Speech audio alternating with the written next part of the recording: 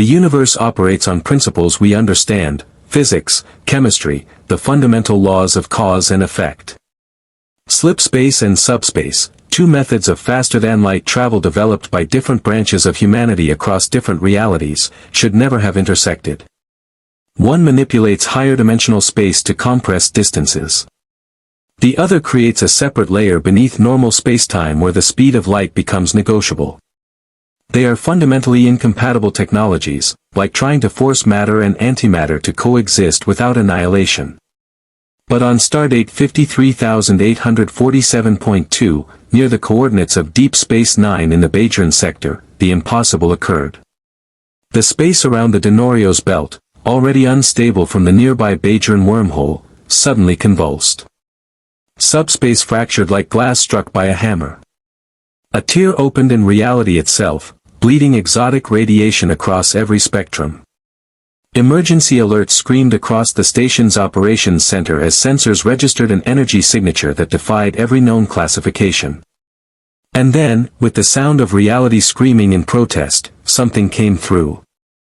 The UNSC Infinity, designation INF-101, materialized in a cascade of spatial distortion and Cherenkov radiation. 5.7 kilometers of human warship, bristling with weapons batteries and armored plating scorched by 100 battles, hung in space where moments before there had been nothing. The vessel dwarfed the largest Starfleet ships, a leviathan from another age of warfare, its hull marked with scars from plasma burns and point defense intercepts. On the bridge of Deep Space Nine, Colonel Kira Neri stared at the viewscreen in stunned silence. "Report," she managed, her voice tight. Ensign Nog's fingers flew across his console, his usually confident demeanor shaken. "Colonel, I'm reading a vessel 5.7 kilometers in length. Mass readings they're off the scale. I'm detecting what looks like energy shielding, but it's not operating on any frequency I recognize. Their power signature alone could supply the station for a decade." "Are they responding to hails?" Kira asked. "Negative. They're not even acknowledging our transmissions. Their communications array is active, but they're using encrypted burst transmissions on frequencies outside our normal range." Nog paused, his expression darkening.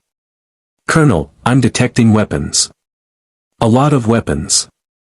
Their tactical profile suggests this is a warship, and an extremely advanced one." Dr. Julian Bashir, observing from the science station, leaned forward. "I'm detecting approximately 17,000 humanoid life signs aboard that vessel. Cardiovascular rhythms are consistent with humans. But there's something else. I'm reading at least 50 life signs with significantly enhanced physiology. Bone density twice normal, muscle tissue that's been dramatically augmented, neural interfaces I've never seen before." Kira's hand moved instinctively toward her phaser. "Red alert. Raise shields and charge weapons. Nog, get me a priority channel to Starfleet Command. And keep trying to hail that ship. If they're human, maybe we can." "Colonel."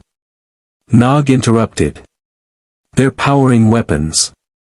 Aboard the Infinity, the bridge was controlled chaos. Captain Thomas Lasky stood at the center of the command deck, his eyes fixed on the holographic display showing the space station and the dozen smaller vessels moving to intercept positions. His ship had been in the middle of a slipspace jump, evacuating colonists from a created occupied world, when every system had screamed in protest. The slipspace drive had torn itself apart, throwing them somewhere else. "Status report," Lasky ordered, his voice calm despite the adrenaline coursing through his veins. Commander Sarah Palmer, leader of the Spartan 4 contingent, stood at the tactical station. "All combat systems operational.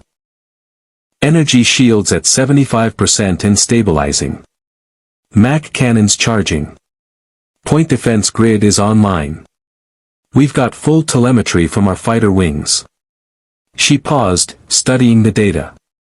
"Sir, we're reading a station and multiple vessels taking up attack positions. They're not Covenant. Not Forerunner. Not created. Their technology profile doesn't match anything in our database. Communications. Lasky asked. Lieutenant Commander Bradley's fingers worked across his console. We're receiving multiple hails across various frequencies. The language is English, sir. But the syntax, the terminology, it's not UNSC standard. They're identifying themselves as Deep Space Nine and Starfleet. Those designations don't appear in any colonial database. Lasky felt ice settle in his stomach. Where are we? Unknown, sir, the navigation officer reported. Stellar cartography doesn't match any known region of space. We're not in UNSC-controlled territory. We're not near any colony world.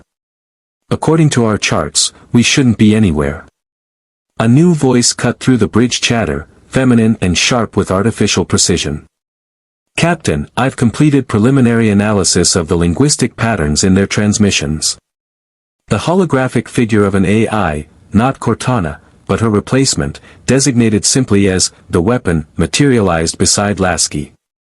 Their dialect suggests cultural and technological divergence from UNSC standard approximately 400 years ago. Vocabulary analysis indicates a society that evolved along different philosophical principles. Terms like United Federation of Planets, Prime Directive, and Peaceful Exploration dominate their communications. Peaceful exploration, Palmer muttered. Then why are they arming weapons? Because we just appeared out of nowhere near their station with enough firepower to level a continent, Lasky said quietly. He straightened, making his decision. Lower Mac cannon charge to standby. Keep shields up. Bradley, open a channel on their frequencies. Channel open, sir. Lasky took a breath. This is Captain Thomas Lasky of the United Nations Space Command vessel Infinity. We mean no harm. We've experienced a critical slipspace drive failure and require assistance determining our location. We request permission to establish diplomatic contact under standard first contact protocols. On DS-9, Kira exchanged glances with Bashir. United Nations Space Command, she repeated. Nog, is that? It's not in any Federation database, Colonel. But their message was in perfect English. And their ship designation. Infinity. That's a human naming convention. Kira activated the comm, UNSC Infinity, this is Colonel Kira Neres, commanding Deep Space Nine. You've entered Bajoran space near the United Federation of Planets. Your vessel's sudden appearance triggered our defense protocols. If you're truly here peacefully, please power down your weapons systems and prepare to be boarded for verification. Aboard Infinity, Palmer turned to Lasky. Sir, they want to board us. That's not happening. Lasky studied the tactical display. The vessels surrounding them were smaller, less heavily armed, but there were more of them. And somewhere on that station, 17,000 UNSC personnel were depending on him to get them home. Agreed. But we need information. He activated the comm again. Deep Space Nine, we cannot allow boarding of a UNSC military vessel under current circumstances. However, we're willing to send a diplomatic team to your station to establish dialogue. Will you accept these terms? There was a pause. Then, accepted, Infinity. We'll prepare Docking Bay 5 for your arrival. Deep Space Nine out. Lasky turned to Palmer. Commander, prep a Pelican for launch. You'll lead the diplomatic team. Palmer raised an eyebrow. Sir, with respect, I'm not a diplomat. No, Lasky agreed. But you're the best soldier I have. And I want our best down there. He paused. Take the Master Chief with you. In the Spartan operations bay, John 117 secured his MA-40 assault rifle to his back and checked his armor's shields one final time. The other Spartans were suiting up around him, but he'd been selected for the first contact team. Through his neural link, he could feel the weapon's presence, analyzing, calculating, preparing. Chief, she said quietly, her voice transmitted directly to his helmet. I've been reviewing their transmissions. These people, they're human, but they're not like us.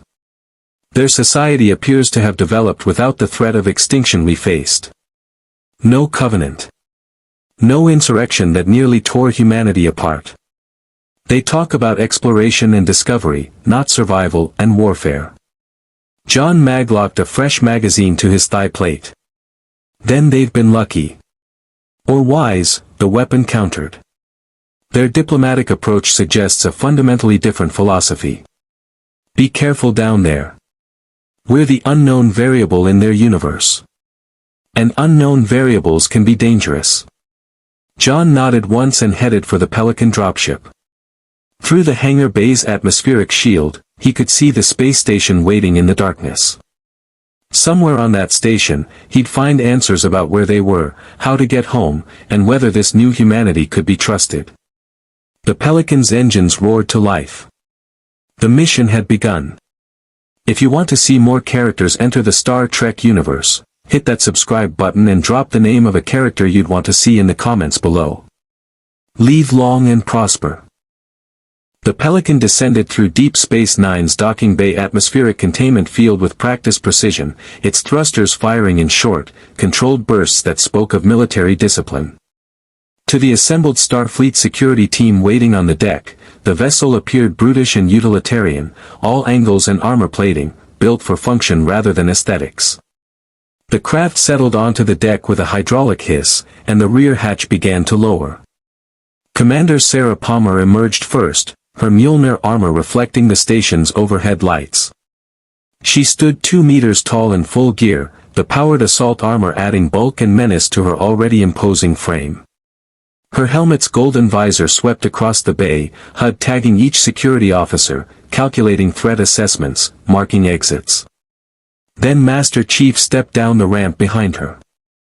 The security officers instinctively took a half-step back. John 117 moved with the fluid efficiency of a predator, each motion precise and economical. His armor was scarred from countless engagements, the green paint scorched and pitted. But it was his presence that filled the bay, an aura of lethality so profound that even armed Starfleet personnel felt suddenly, acutely aware of their own vulnerability. Lieutenant Commander Worf was not a man easily intimidated. He had faced Borg, Jem'Hadar, and Klingon warriors in ritual combat. But as he studied the 2 armored figures before him, his hand remained on his phaser, and his tactical instincts screamed warnings. "I am Lieutenant Commander Worf, Chief of Security," he announced, his deep voice echoing in the bay. "You will surrender your weapons before entering the station." Palmer's helmet turned toward him. "Negative. UNSC personnel do not surrender weapons in potentially hostile environments. This is non-negotiable." Worf's jaw tightened. "Then you will not be permitted." "Commander Worf." Colonel Kira's voice cut through the tension as she entered the docking bay, Bashir and Nog flanking her. She studied the 2 Spartans with a calculating gaze that had been sharpened by years of resistance fighting against Cardassian occupation. "Let's try a different approach. I'm Colonel Kira Nerys. This is Dr. Julian Bashir, our Chief Medical Officer, and Ensign Nog." Palmer's helmet retracted with a mechanical whir, revealing a woman in her early 30s with sharp features and harder eyes. "Commander Sarah Palmer, Spartan 4 program. This is Master Chief Petty Officer John 117, Spartan 2. She paused. "We appreciate the diplomatic reception, but we need answers. Where are we, and how do we get home?" "Those are questions we'd like answered ourselves," Kira said carefully. "Your ship appeared out of nowhere in one of the most scientifically monitored regions of space. Our sensors recorded energy signatures we've never encountered before." "Doctor?" Bashir stepped forward, his medical tricorder already active and scanning. "I'm detecting extensive cybernetic enhancements in both of you. Neural interfaces, subcutaneous monitoring systems, bone reinforcement, muscular augmentation." He looked up, fascination and concern warring in his expression. "The level of genetic and technological enhancement is extraordinary. And according to Federation law, potentially illegal." Master Chief's helmeted head turned slightly toward Bashir, the motion predatory. Palmer spoke before he could. Our augmentations are military necessity, not elective enhancement. The Spartan programs were created to protect humanity from extinction. If your Federation has laws against that, then your Federation has never faced an existential threat. We've faced the Borg, Worf growled. We understand existential threats. The Borg? Palmer's eyebrows rose. Elaborate. Kira held up a hand. This isn't the place for this conversation. We've prepared a briefing room in Ops.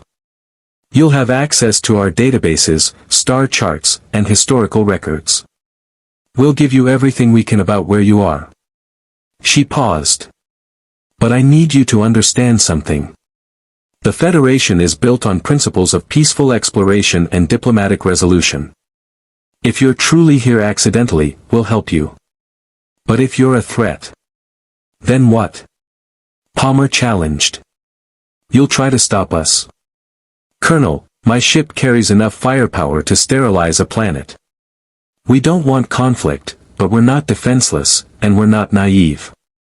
The UNSC has survived 27 years of genocidal warfare against an alien alliance that wanted humanity extinct. We're here because of a catastrophic drive failure, not invasion. But until we know where here is and whether your people can be trusted, we maintain defensive posture. The silence that followed was heavy with tension. Then Nog spoke up, his voice nervous but determined. 27 years. Against aliens trying to exterminate you? He looked at Kira. Colonel, they're not that different from the Bajorans under Cardassian occupation. Or the Federation during the Dominion War. Kira's expression softened slightly. She had spent years fighting a superior occupying force, watching her people die for the crime of existing. If these humans had faced something similar on an interstellar scale. All right. Let's talk in Ops. But Commander Palmer, Master Chief, you keep your weapons safe, and we keep ours holstered. Neither side wants bloodshed today. Palmer nodded once. Agreed. The group moved through Deep Space Nine's corridors, and the contrast between cultures became immediately apparent.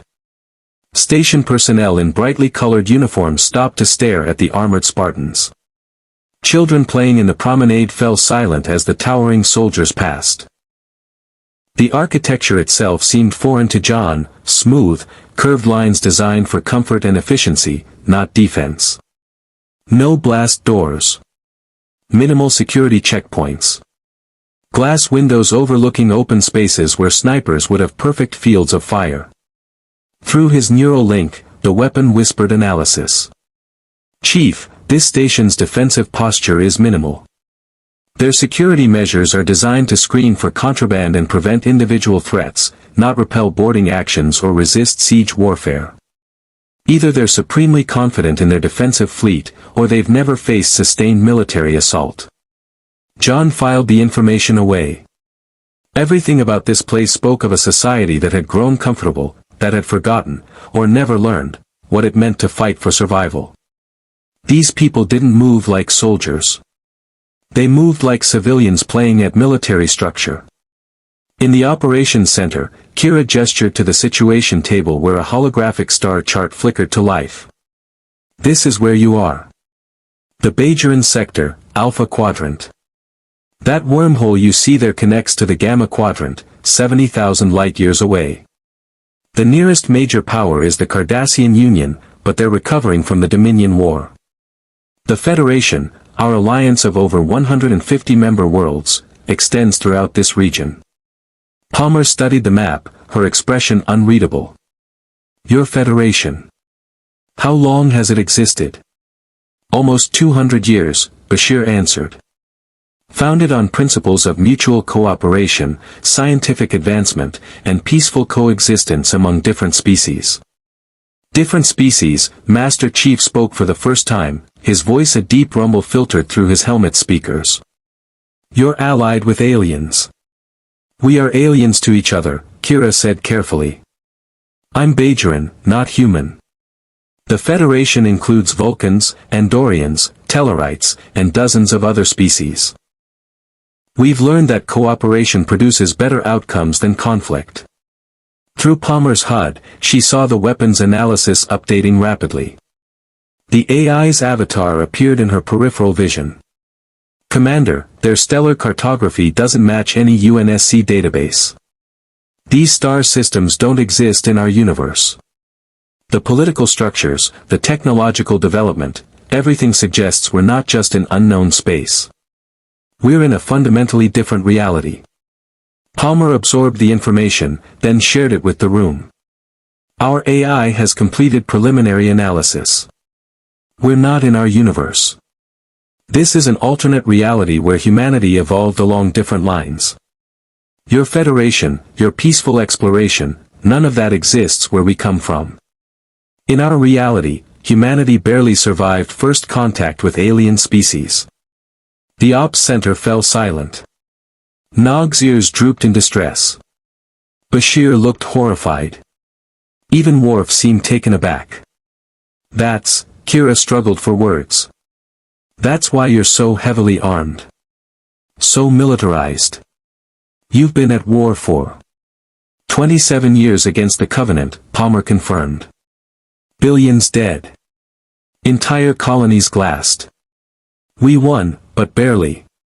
And there have been other threats since. The UNSC isn't exploring strange new worlds and seeking out new life. We're trying to ensure humanity survives to see tomorrow. Master Chief turned to face the viewscreen showing the Infinity hanging in space. We need to repair our slipspace drive and find a way home. Our people need us. There are wars still being fought. We'll help however we can, Kira said quietly. But Captain, you need to understand something. The technology you're describing, slipspace drives, weapons capable of planetary destruction, genetic augmentation of soldiers, some of that violates Federation law. There are going to be questions. Starfleet Command will want to examine your ship, your technology. Palmer's expression hardened. No one boards the Infinity without Captain Lasky's authorization. Our technology is UNSC property, and it stays that way. We'll share information, but we don't surrender our defenses. Not ever again. Again? Bashir asked. Master Chief's helmet turned toward him. We learned the hard way what happens when humanity lets its guard down. Reach taught us that lesson.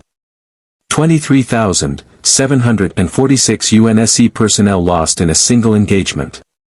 An entire planet glassed. We don't make that mistake twice. The weight of those words settled over the room like a shroud. These weren't explorers or diplomats. They were survivors of a war that had made the Dominion conflict look like a border skirmish. And now they were here, in a universe they didn't understand, with a ship powerful enough to rewrite the balance of power in the Alpha Quadrant. Kira looked at the Infinity on the viewscreen and felt a chill run down her spine. The Federation had just encountered a version of humanity that had been forged in the fires of extinction-level warfare. Whether that encounter would lead to alliance or catastrophe remained to be seen. Over the next 72 hours, Deep Space Nine became a nexus of cultural collision. Starfleet officers worked alongside UNSC engineers in carefully supervised exchanges of information. Both sides were cautious, revealing enough to establish goodwill while protecting their most sensitive technologies. But beneath the veneer of cooperation, fundamental differences in philosophy created constant friction. In the station's wardroom, Captain Lasky sat across from Captain Benjamin Sisko, who had returned from Earth specifically for this unprecedented situation. The two men studied each other over cups of Ractigino and UNSC-issue coffee, a small gesture of cultural exchange that couldn't quite bridge the canyon of ideology between them. Sisko had read the preliminary reports. He'd reviewed the sensor data from the Infinity's arrival. He'd listened to Kira's briefing and Bashir's medical analysis of Spartan physiology. But none of that had prepared him for the reality of sitting across from a man who commanded a vessel that could, by itself, threaten entire star systems. Captain Lasky, Sisko began carefully, I've been reviewing your ship specifications. Your main weapons, these MAC cannons, fire projectiles at a significant fraction of light speed. A single shot could penetrate our shields and hull plating like they weren't there. Lasky nodded slowly. The Mark X Super Heavy Magnetic Accelerator Cannons. 3,000-ton ferric tungsten rounds accelerated to 4% light speed. They were designed to punch through Covenant energy shields and hull plating that makes duranium look like tissue paper. He met Sisko's gaze. I'm not telling you this to threaten you, Captain. I'm telling you so you understand what we faced. The Covenant had weapons that could reduce a planet's surface to glass in hours. We built the Infinity to fight back against that. I understand the necessity of defense, Sisko said quietly. But there's a difference between defense and... He struggled for the right words. Captain, the Federation has strict regulations on weapons of mass destruction. What you're describing saved humanity from extinction, Lasky interrupted, his voice hardening. Captain Sisko, I respect what your Federation has built. A multi-species alliance based on mutual cooperation and peaceful exploration, that's admirable. It's what we hoped to achieve before the Covenant came. But you're judging our weapons by the standards of a society that's never faced what we faced. Your Federation has enemies. We've read about your Borg, your Dominion War. But you've always had allies, resources, time to rebuild. We didn't. Every battle we lost meant another colony destroyed, another billion people dead. So yes, we built weapons that terrify you. Because the alternative was extinction. Sisko absorbed this, thinking of his own experiences during the Dominion War. The moral compromises. The desperate strategies. The moments when Starfleet principles had bent under the weight of survival. I understand more than you might think, he said finally. During the Dominion War, I made decisions that still haunt me. I lied, cheated, bribed Romulans into joining the war. I participated in actions that violated everything the Federation stands for. Because sometimes survival requires us to compromise our principles. And that's the difference between us, Lasky said quietly. You see those actions as compromises, as temporary measures during crisis. For the UNSC, they're not compromises. They're standard operating procedure. We don't have the luxury of principles when the enemy is glassing our worlds. The silence that followed was heavy with mutual understanding and irreconcilable differences. In the Infinity's medical bay, Dr. Bashir stood beside UNSC Chief Medical Officer Dr. Catherine Halsey, a woman whose reputation preceded her even across dimensional barriers. The weapon had provided Bashir with access to sanitized portions of the Spartan program files, and what he'd read had left him cold with horror and fascination. You took children, Bashir said, his voice carefully controlled. 6-year-olds. Kidnapped them from their families, subjected them to genetic augmentation that had a 40% mortality rate, and trained them as soldiers. Halsey didn't flinch from the accusation. I did.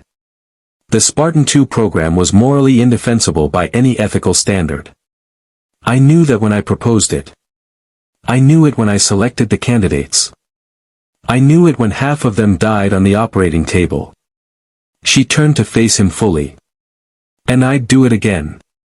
Because those children, now adults, saved humanity. Master Chief alone has a confirmed kill count of over 10,000 Covenant forces. He's prevented the activation of weapons that would have destroyed all sentient life in the galaxy. So yes, Doctor, I'm a monster. But I'm a monster who ensured humanity survived. Bashir felt bile rise in his throat. He thought of his own genetic enhancements, performed by his parents when he was 6 years old. The Federation had laws against such things, and discovering his status had nearly destroyed his career. But his parents had enhanced him out of love, to give him a better life. What Halsey described was systematized brutalization in the name of military necessity. The Federation would never allow such a program, Bashir said. Then the Federation would have died when the Covenant arrived, Halsey replied bluntly. Doctor, I'm not asking for your approval or your understanding. I'm explaining the reality we lived through. Your society developed in relative peace, with time to establish ethical guidelines and moral frameworks. Ours developed under the threat of extinction. Different circumstances create different necessities. That doesn't make it right. No, Halsey agreed. It makes it effective. There's a difference. On the station's promenade, Master Chief walked alongside Odo, the station's head of security. The shapeshifter had been assigned to escort John during his time on the station, partially as security measure, partially as diplomatic gesture. Two beings who stood apart from baseline humanity, observing it from the outside. You're uncomfortable here, Odo observed, his voice flat and emotionless. Affirmative, John replied. His helmet turned, scanning the promenade's shops and restaurants. Civilians everywhere. Quark's bar overflowing with patrons from a dozen species. Children playing near the infirmary. No defensive positions. No clear fields of fire. Too many civilians in potential combat zones. This isn't a combat zone, Odo said. It's a space station. A community. It's both, John corrected. You have a strategic location near a wormhole that connects two quadrants. Multiple powers have interest in controlling this facility. You've been through a major war recently. This station should be fortified, not, he gestured at a Bajoran family browsing a gift shop. This. Odo studied the Spartan with something approaching curiosity. You can't imagine living any other way, can you? Without constant vigilance, without weapons always in reach. You've been at war so long that peace seems like a vulnerability. John was silent for a long moment. Then, peace is a vulnerability. The moment you believe you're safe is the moment before the attack comes. Reach believed they were safe. Sanctuary had 300 million inhabitants. Now it's glass and ash. The UNSC learned not to confuse peace with security. And yet, Odo gestured around the promenade, these people are genuinely safe. The Federation isn't perfect, I have plenty of criticisms about their optimism and naivety. But they've created a society where children don't grow up fearing alien invasions. Where people can pursue art, science, philosophy without dedicating their lives to survival. Isn't that worth protecting? John watched a young girl laugh as she chased a friend between market stalls. For a moment, a memory flickered, himself at 6 years old, before the augmentations, before the training, before everything that made him what he was. It is, he said quietly. That's why we fight. In a secure conference room, Commander Palmer stood before a holographic display with Colonel Kira and Commander Worf, reviewing tactical scenarios. What had begun as a defensive briefing had evolved into something approaching mutual professional respect. Kira had fought guerrilla warfare against Cardassian occupation. Worf had commanded operations during the Dominion War. Palmer had survived the Human Covenant War and the created conflict. They spoke the same language of tactics, logistics, and calculated violence. Your defensive perimeter is inadequate, Palmer said bluntly, highlighting sections of the station's exterior. These docking ports are vulnerable to boarding actions. Your shield generators have insufficient redundancy. A determined assault force could take this station in under 2 hours. We've successfully defended DS-9 against multiple attacks, Worf growled. Against opponents using similar technology and tactical doctrine, Palmer countered. But what happens when someone adapts? When they use strategies you haven't encountered before? She pulled up tactical data from the Battle of Reach. This was our strongest defensive position. Multiple orbital defense platforms, fleet support, ground-based MAC installations. The Covenant adapted their approach, and we lost the planet in weeks. Kira studied the battle data, her expression troubled. You're saying we're complacent. I'm saying you've been lucky, Palmer replied. Your Borg, your Dominion, they fight according to established patterns. But warfare evolves. The moment you stop innovating is the moment you lose. She paused. The UNSC learned that lesson in blood. We're trying to help you avoid repeating our mistakes. Worf's jaw tightened, but he couldn't argue with the tactical assessment. What would you recommend? Palmer began outlining improvements: hardened docking ports, enhanced shield redundancy, strategic weapons placements. As she spoke, Kira realized this wasn't just professional courtesy. The UNSC personnel genuinely believed DS-9 was vulnerable, and despite their cultural differences, they wanted to help protect it. Back in the wardroom, Sisko received a priority message from Starfleet Command. He read it twice, his expression darkening. Then he activated his comm badge. Sisko to Kira. Report to my office immediately. When Kira arrived, she found Sisko standing at his window, staring at the Infinity hanging in space like a dagger pointed at the heart of the Alpha Quadrant. Starfleet Command has been analyzing the UNSC vessel, Sisko said without preamble. Their conclusion is troubling. The Infinity represents a quantum leap in military technology. Its weapons, its defenses, its slipspace drive, if any major power acquired that technology, the balance of power in the quadrant would fundamentally shift. Section 31, Kira said, understanding immediately. Sisko nodded grimly. They've already made contact. They want access to the Infinity. They want Spartan augmentation procedures. They want everything the UNSC has. He turned to face her.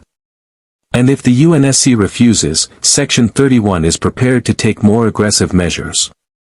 Kira felt ice settle in her stomach. Benjamin, if Section 31 tries to board that ship by force. It would be a bloodbath, Sisko finished. I've read Commander Palmer's tactical assessments. I've watched Master Chief move. The Spartans are individually more dangerous than Jem'Hadar's soldiers, and they have home field advantage on a vessel built for warfare. Section 31 would be starting a war they can't win. So what do we do? Sisko was silent for a long moment, weighing Federation principles against pragmatic necessity. We warn them, he said finally. We tell Captain Lasky what's coming and hope that we can find a diplomatic solution before Section 31 forces the issue. Outside, the Infinity's running lights gleamed against the darkness of space. Inside that vessel, 17,000 UNSC personnel waited, maintaining defensive readiness, wondering if this strange new universe would be their salvation or their grave. And in the shadows of Federation space, Section 31 operatives prepared their plans, convinced that the end justified any means. Two humanities, separated by dimension and philosophy, were about to discover that even good intentions could lead to catastrophic conflict. The warning came at 0342 hours station time. Captain Lasky was in the Infinity's CIC when the weapon's avatar flickered urgently into existence. Captain, we have a problem. I've detected unauthorized scanning attempts on our hull. Multiple sources, extremely sophisticated. They're trying to penetrate our electronic countermeasures and map our internal systems. Lasky's eyes narrowed. Origin. Unknown.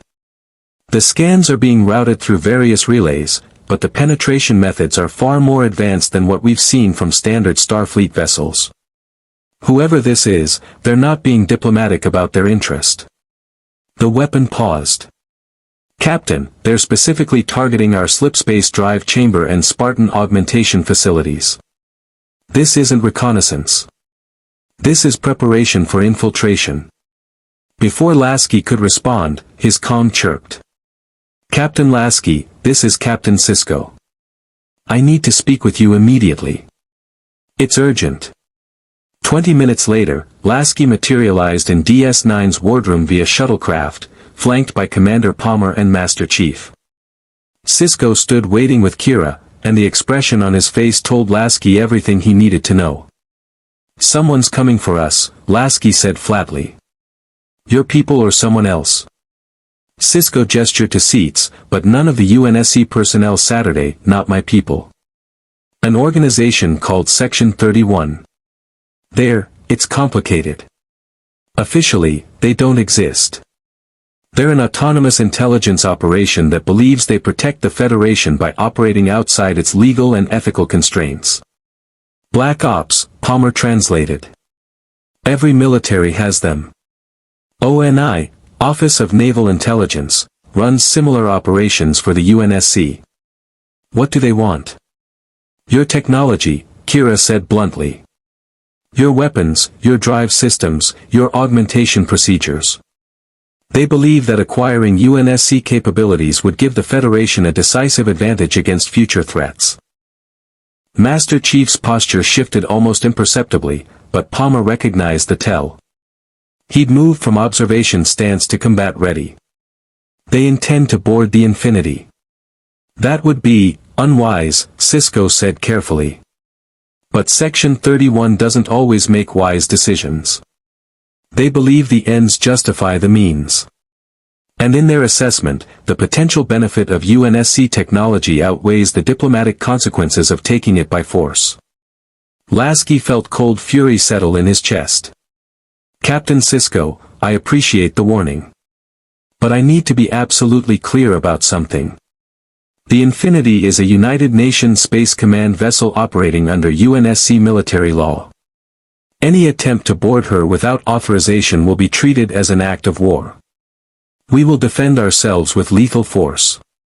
I understand, Sisko said. And for what it's worth, I agree with your position. But Section 31 operates independently of Starfleet Command. I can't stop them. All I can do is warn you and try to minimize the damage when they make their move. When? Palmer asked. Not if. Section 31 doesn't take no for an answer, Kira said bitterly. They've assassinated diplomats, deployed biological weapons, manipulated entire governments. Stealing technology from a stranded vessel would barely register on their list of crimes. The weapons avatar appeared on the table's holographic display, startling the Starfleet officers. Captain Lasky, I've completed analysis of the scanning attempts. Cross-referencing with Deep Space Nine's sensor logs, I've identified 3 vessels maintaining positions at extreme range. Small craft, heavily stealthed. They've been shadowing the Infinity since we arrived. Sisko's combadge chirped. Nog to Captain Sisko. Sir, we're detecting unusual subspace distortions near the Infinity. 3 small vessels just dropped their cloaking fields. Everyone moved to the window. In the distance, 3 sleek black vessels hung in space near the Infinity, smaller than Starfleet vessels, optimized for stealth and infiltration. Lasky's jaw tightened. Palmer, get back to the ship. Master Chief, with me. We're going to try diplomacy one more time. He activated his comm unit. Infinity actual to all UNSC personnel. Condition 2. This is not a drill. Prepare to repel boarders. Aboard the Infinity, klaxons wailed as the crew moved to combat stations. The Mac cannons began their charging sequence, a low hum that resonated through the ship's superstructure. Spartan fire teams took up defensive positions at key access points. Marines checked their weapons and armor. The massive vessel transformed from diplomatic presence to fortress in minutes. Commander Bradley opened communications channels to the 3 Section 31 vessels. Unknown vessels, this is UNSC Infinity. You are in violation of this ship's defensive perimeter. Withdraw immediately or you will be fired upon. The response came in a calm, measured voice. UNSC Infinity, this is Agent Harris of Federation Security. We're here to conduct a safety inspection of your vessel and verify compliance with Federation technology protocols. Prepare to be boarded. Negative, Bradley replied. The Infinity is sovereign UNSC territory. We do not recognize Federation authority over this vessel. Final warning, withdraw or be destroyed. On DS9, Sisko watched helplessly as the situation spiraled. Kira, get me Starfleet Command. Tell them we have a potential first contact disaster developing. But Section 31 had already made their move. The first vessel fired a concentrated nadion pulse designed to disable shields without causing permanent damage. It struck the Infinity's energy barrier and dispersed harmlessly. The shield didn't even flicker. Aboard the Section 31 lead ship, Agent Harris stared at his tactical display in disbelief. That should have penetrated their shields. Our intelligence said their defensive systems were similar to. Their shields aren't similar to anything we've encountered, his tactical officer interrupted. They're using an entirely different principle. Some kind of coherent energy field that disperses incoming fire across the entire shield matrix. Our weapons are designed for Federation standard shields. These are. Sir, we're not equipped to breach this. Harris's face hardened. Then we go to Plan B, launch boarding pods. Get teams inside that ship. 6 armored boarding pods launched from the Section 31 vessels, accelerating toward the Infinity's hull. Each contained a 6-person team equipped with cutting tools, explosives, and weapons designed to overwhelm ship security. They never made it. The Infinity's point defense grid activated with lethal precision. M870 Rampart autocannons tracked the incoming pods with computer-guided accuracy, 50mm rounds tearing through the armored shells like paper. 5 pods disintegrated in seconds, their contents vaporized by the sheer kinetic impact.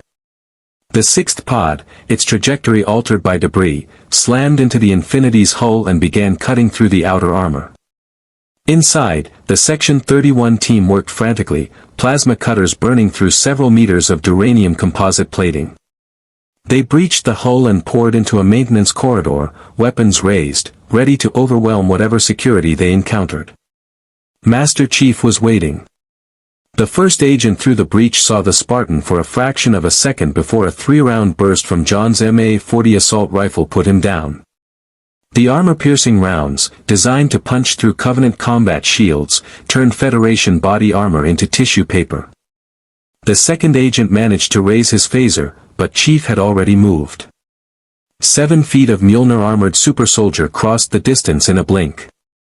One armored hand caught the agent's wrist, twisting until bone snapped. The other delivered a strike that crumpled the man's sternum.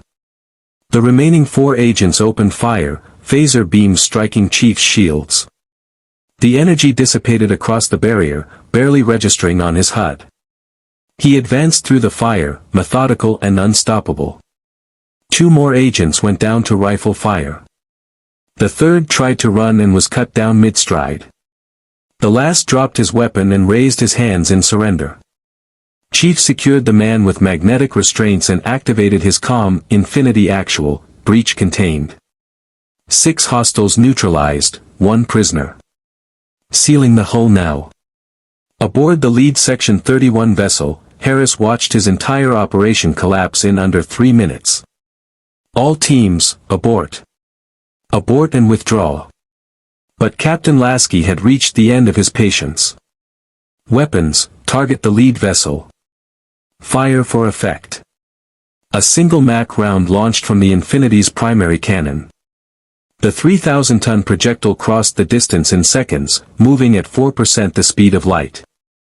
It struck the Section 31 vessel's shields and punched through them like they weren't there, the kinetic impact tearing the small ship apart. Debris scattered across space, the vessel's warp core detonating in a flash of antimatter annihilation. The other 2 Section 31 ships immediately engaged their cloaking devices and fled at maximum impulse.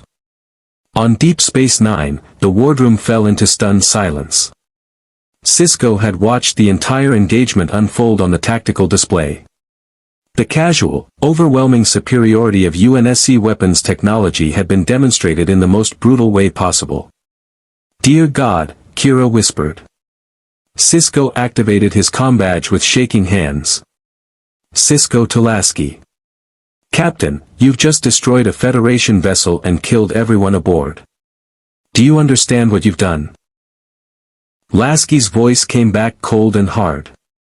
"I defended my ship and crew against an unprovoked attack by an organization you yourself said operates outside Federation law. Those agents attempted to board a military vessel by force. The UNSC does not take prisoners when our ships are threatened, Captain. We eliminate threats. There will be consequences, Sisko warned. Then let there be consequences, Lasky replied. But let them come with the understanding that the UNSC Infinity will not be intimidated, boarded, or controlled. We came here by accident, and will leave the same way once our drives are repaired. Until then, anyone who approaches this vessel with hostile intent will be destroyed. Is that clear enough? Before Sisko could respond, new alarms sounded across the station. Nog's voice came over the comm, high-pitched with stress. Captain. We're detecting a massive sensor contact at the edge of the system. It's, oh no. Sir, it's a Borg cube. Bearing directly for our position. Through the window, space twisted and warped as a massive geometric structure materialized from transwarp. The cube was enormous, over 3 kilometers per side, bristling with weapons and assimilation technology. Its cold, mechanical voice resonated across all frequencies. We are the Borg. Your biological and technological distinctiveness will be added to our own. Resistance is futile. Master Chief looked at the cube, then at Sisko. For the first time since arriving, something approaching grim satisfaction entered his filtered voice. Captain, I believe we've just found common ground. Lasky's voice came over the comm, Infinity to Deep Space Nine. We're reading the Borg transmission. Permission to engage hostile target. Sisko stared at the cube, then at the Infinity. Two problems had just collided, and the solution might be worse than either threat alone. But the Borg were here, now, and the only vessel in the system with the firepower to stop them was the one he'd been trying to contain. Permission granted, Sisko said. Engage the Borg. God help us all. The Infinity's engines flared to life, and the massive warship moved to intercept. For the first time since arriving in this universe, the UNSC was about to face an enemy that matched the existential threat of the Covenant. And the Borg were about to discover that humanity's capacity for warfare extended far beyond what their databases predicted. The Borg cube advanced with the inexorable patience of a force that had assimilated thousands of species across millennia. Its sensors analyzed the Infinity with cold mechanical efficiency, categorizing weapons systems, shield configurations, propulsion mechanisms. The data flowed into the collective's vast neural network, compared against millions of previous encounters with various species vessels. No matches found. Aboard Deep Space Nine, Sisko stood in ops watching two Titans move toward collision. Kira, get all civilians to emergency shelters. Worf, bring our weapons online and coordinate with the Defiant. If this goes badly, we'll need every ship we have. The Defiant is still in space dock undergoing repairs, Worf reported grimly. She won't be combat ready for another 6 hours.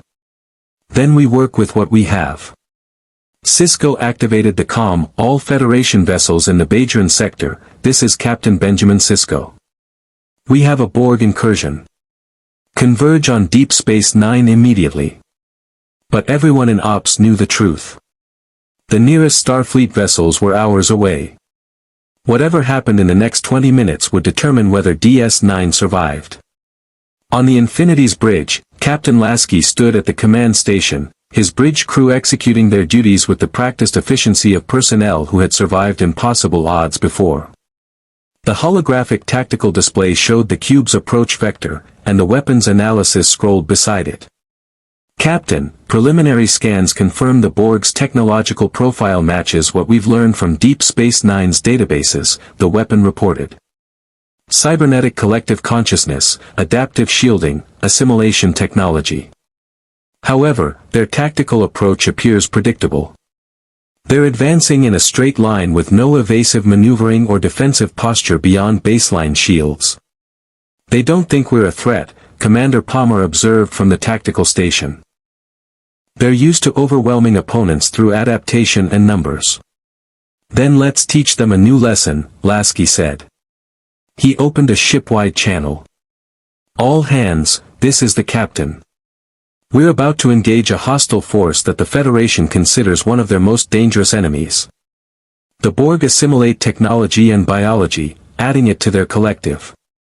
They've been studying our ship since they arrived. They think they understand us. He paused. They're wrong. Show them what happens when the UNSC goes to war. Lasky out. The Infinity's Mach cannons completed their charging sequence. The ship's 4 primary weapons represented the pinnacle of human kinetic warfare, massive electromagnetic rails capable of accelerating projectiles to relativistic velocities. Each shot carried more kinetic energy than a photon torpedo spread. Weapons free, Lasky ordered. Target the cube's central axis. Fire Mach 1 and 2. Two 3,000-ton ferric tungsten rounds launched simultaneously, crossing the distance to the cube in seconds. The Borg's adaptive shields, designed to disperse directed energy weapons and deflect conventional projectiles, attempted to compensate. They failed. The first round struck the cube's shields and punched through them with barely any energy loss. The projectile, moving at 12,000 kilometers per second, hit the cube's hull and kept going. It tore through kilometers of Borg infrastructure, the kinetic impact vaporizing drones, assimilation chambers, power conduits, and computational nodes. The round exited the opposite side of the cube, leaving a perfectly cylindrical tunnel of devastation. The second round struck 300 meters from the first, creating another corridor of destruction. Aboard the cube, thousands of drones died instantly, their cybernetic implants unable to compensate for the catastrophic structural damage. The collective's consciousness registered the attack with something approaching surprise, an emotion they had long ago discarded. Defensive measures insufficient. Shields adapting to kinetic impact. But adaptation took time, and the Infinity wasn't giving them any. Target tracking confirms direct hits, Palmer reported, satisfaction evident in her voice. Cube integrity compromised. Multiple systems offline. They're attempting to adapt their shields. Fire Mach 3 and 4. Mix the timing, 3-second interval between shots. Let's see how fast they can adapt. 2 more rounds launched, staggered as ordered. The Borg shields had partially compensated for kinetic weapons, creating a denser energy matrix designed to slow incoming projectiles. The third round hit the adapted shields and, still punched through. The shield had reduced the round's velocity by perhaps 10%, not enough to matter when dealing with relativistic kinetic energy. The fourth round struck a different facing of the cube, creating more devastation. On Deep Space Nine, the Ops Center watched in stunned silence as the Infinity systematically dismantled a Borg cube that had terrorized the Federation for years. Each Mach round created visible damage even at extreme range, sections of the cube venting atmosphere, energy discharges flickering across damaged surfaces, structural collapse spreading from impact points. "They're just punching holes through it," Nog whispered, his engineering mind struggling to process what he was witnessing. "Their weapons aren't even energy-based. They're just throwing really big bullets really, really fast. And the Borg can't adapt to them," Bashir added, equally transfixed. "Their shield technology is designed to dissipate or deflect energy weapons and conventional projectiles. But those rounds are moving so fast that the kinetic energy is absurd. It's like trying to stop a meteor with a force field." Dozens of craft swarmed toward the UNSC vessel, their weapons firing in coordinated patterns. "Contacts incoming," Palmer reported. "Multiple small craft, probable boarding action attempt." "Launch fighters," Lasky ordered. "Let's see how the Borg handle dogfighting." The Infinity's ventral hangar bays opened, and 50 F-41 broadsword fighters launched in perfect formation. The pilots, UNSC veterans who had flown against Covenant Seraphs and Banshees, vectored toward the incoming Borg craft with cold professionalism. The engagement was brutally one-sided. Broadsword fighters were designed for space superiority combat against technologically advanced opponents. They were fast, maneuverable, and armed with missiles and rotary cannons. The Borg spheres, while tough and well shielded, were optimized for assimilation operations, not dogfighting. The fighters tore through the Borg formation like wolves among sheep. Missiles locked onto multiple targets, overwhelming point defenses. Rotary cannons shredded hull plating. Within minutes, 2/3 of the Borg's small craft had been destroyed, the rest attempting to retreat to the cube. "No survivors," Commander Palmer said coldly. "Standard UNSC doctrine, don't let the enemy report back on your capabilities." The fighters pursued, finishing off the retreating craft before returning to the Infinity's hangar bays. Aboard the Borg cube, the collective consciousness made a calculation. This opponent possessed military capabilities that exceeded adaptation timelines. Probability of successful assimilation, decreasing. Probability of cube destruction, increasing. Strategic withdrawal required. The cube began to turn, its massive structure rotating ponderously as it prepared to open a transwarp conduit. "They're attempting to flee," the weapon announced. Detecting transwarp signature building. Lasky's expression hardened.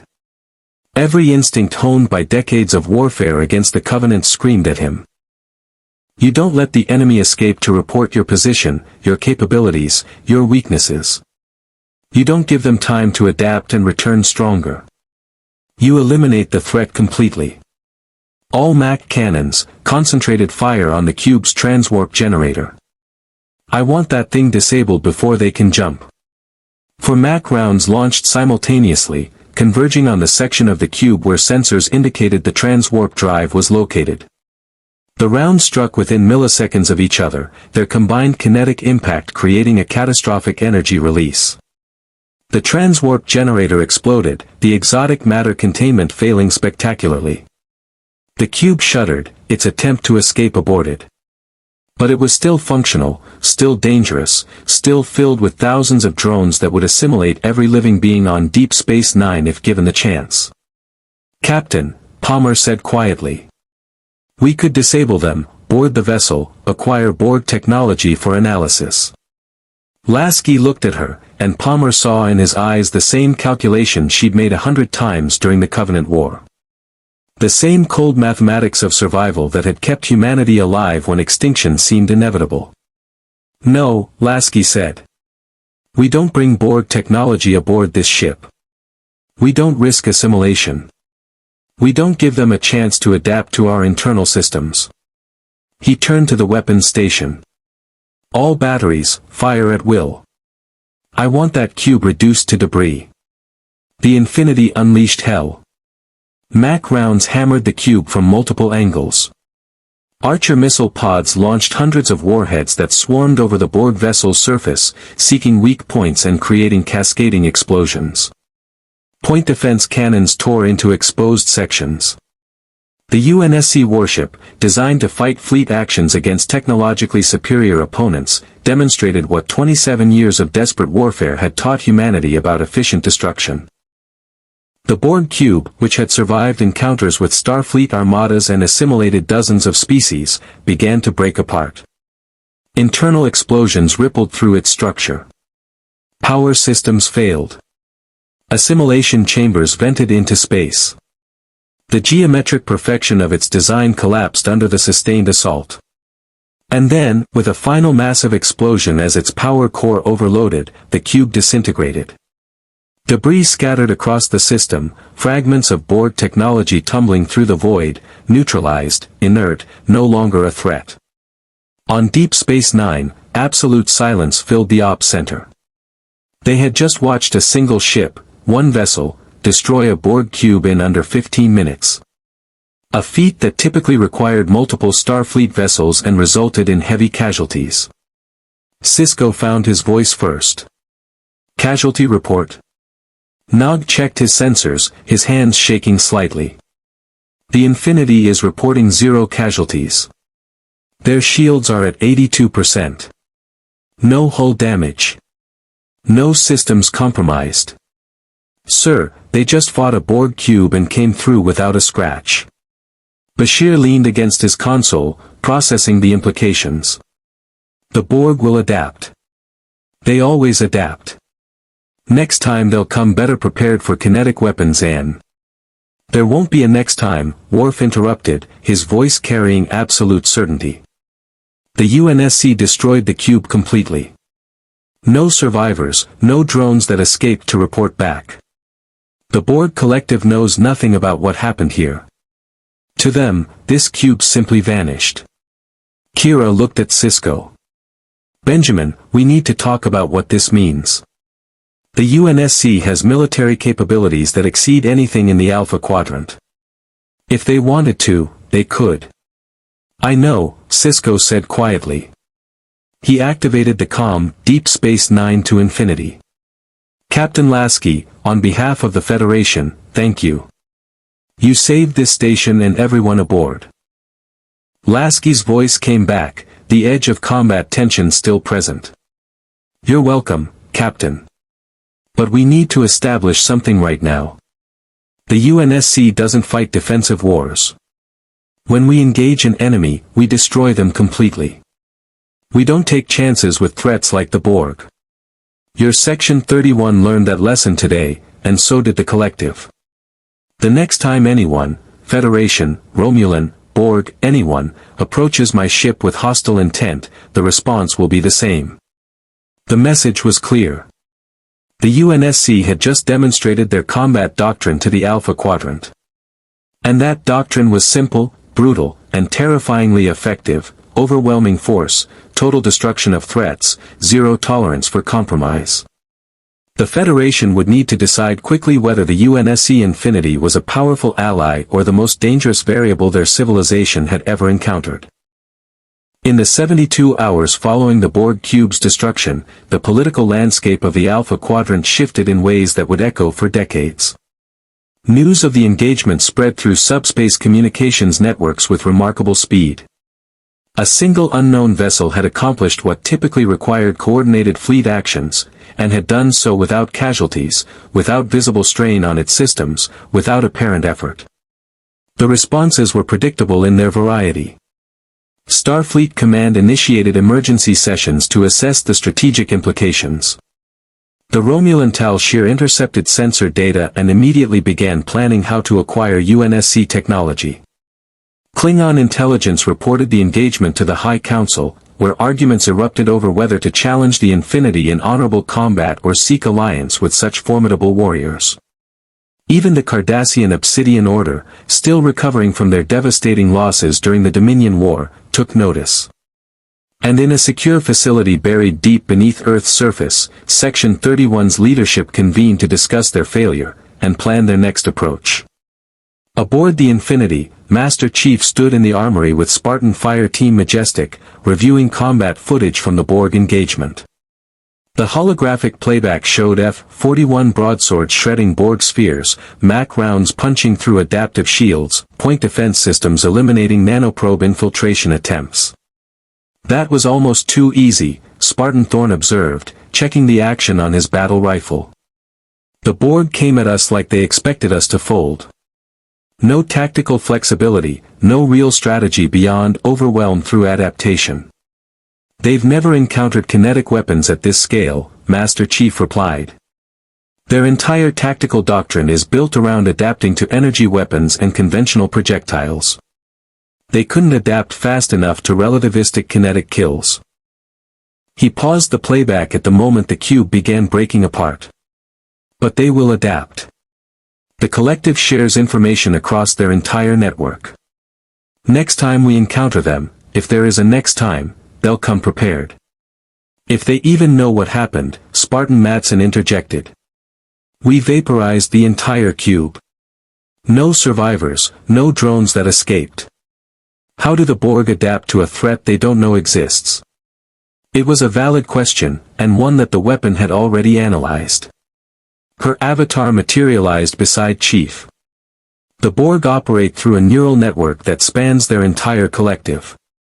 When a cube is destroyed, the loss is registered, but without data transmission from the destroyed cube, they can't determine cause of destruction.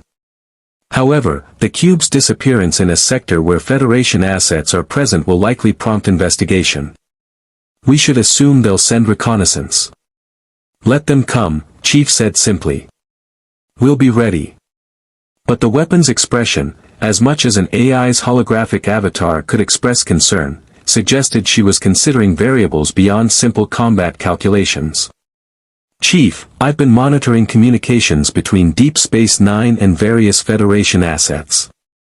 The destruction of the Borg cube has made the UNSC simultaneously the most respected and most feared presence in this sector. Multiple parties are seeking to either ally with us or neutralize us. We're becoming a destabilizing force in their political equilibrium. That's not our problem, Chief replied. Our mission is to repair the slipspace drive and return home. Whatever political complications we create here don't matter. Don't they? The weapon challenged gently. Chief, we're stranded in a universe where our actions have consequences for millions of people. The Federation sees us as unpredictable. Their enemies see us as a potential weapon to acquire or eliminate. We can't simply ignore the ripples we're creating.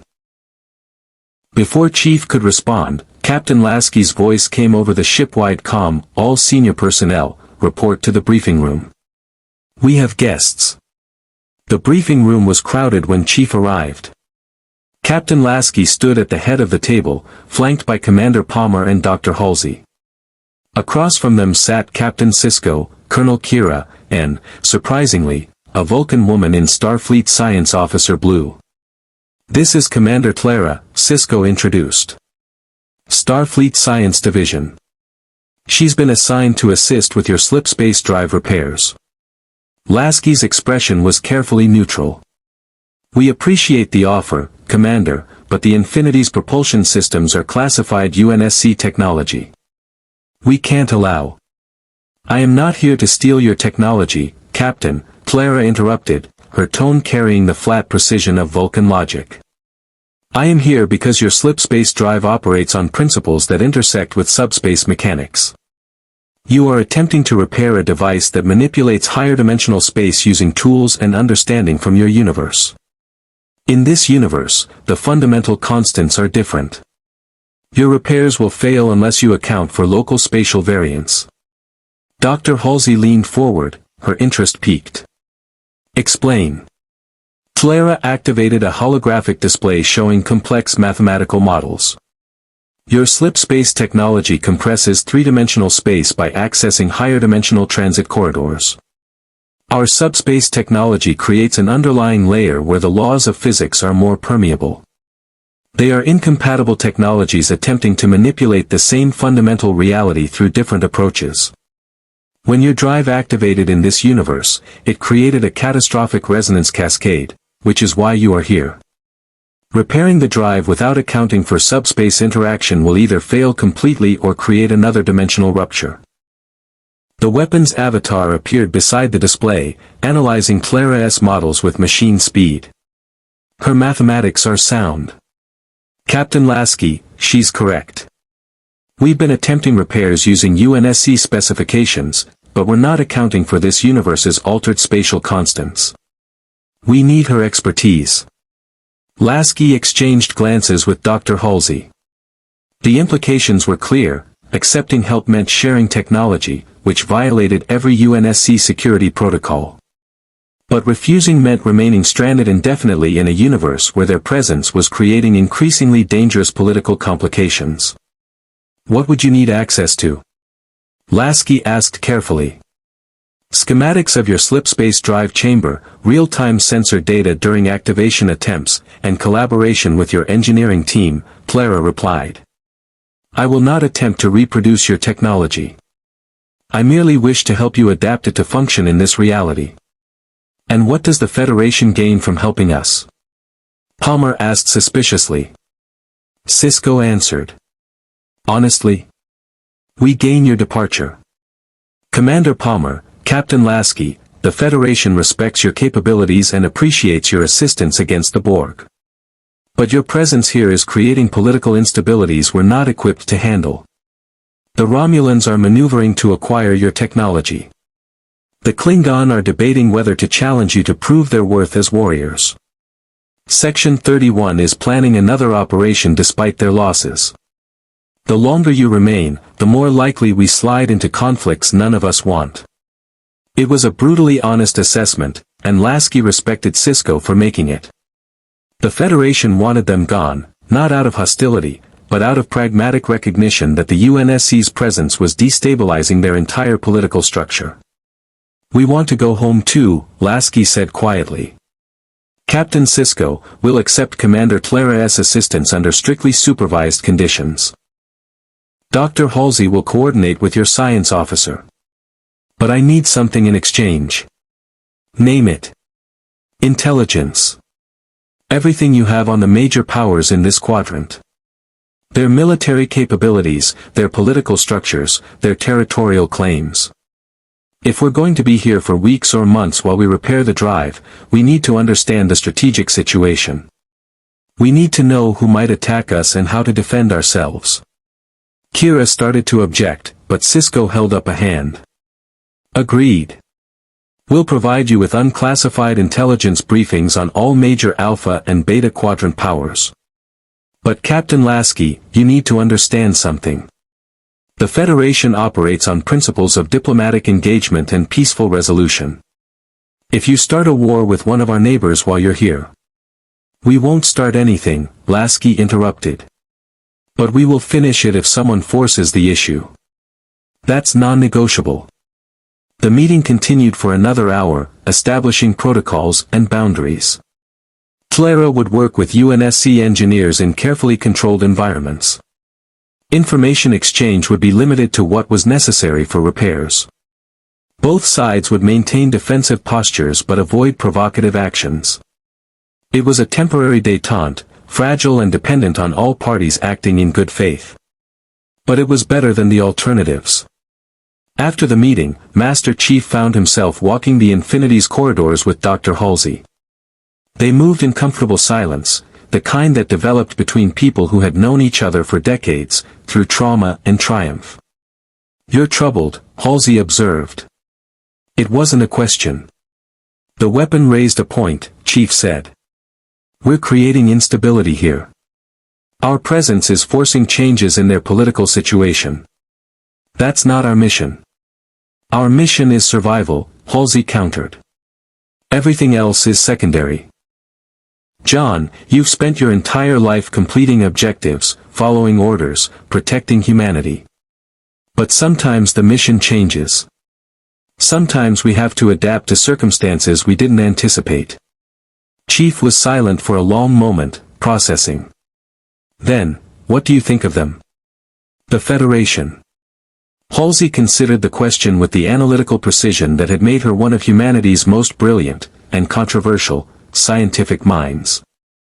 "They're naive. They've built a society on ideals that only function when everyone agrees to follow the same rules.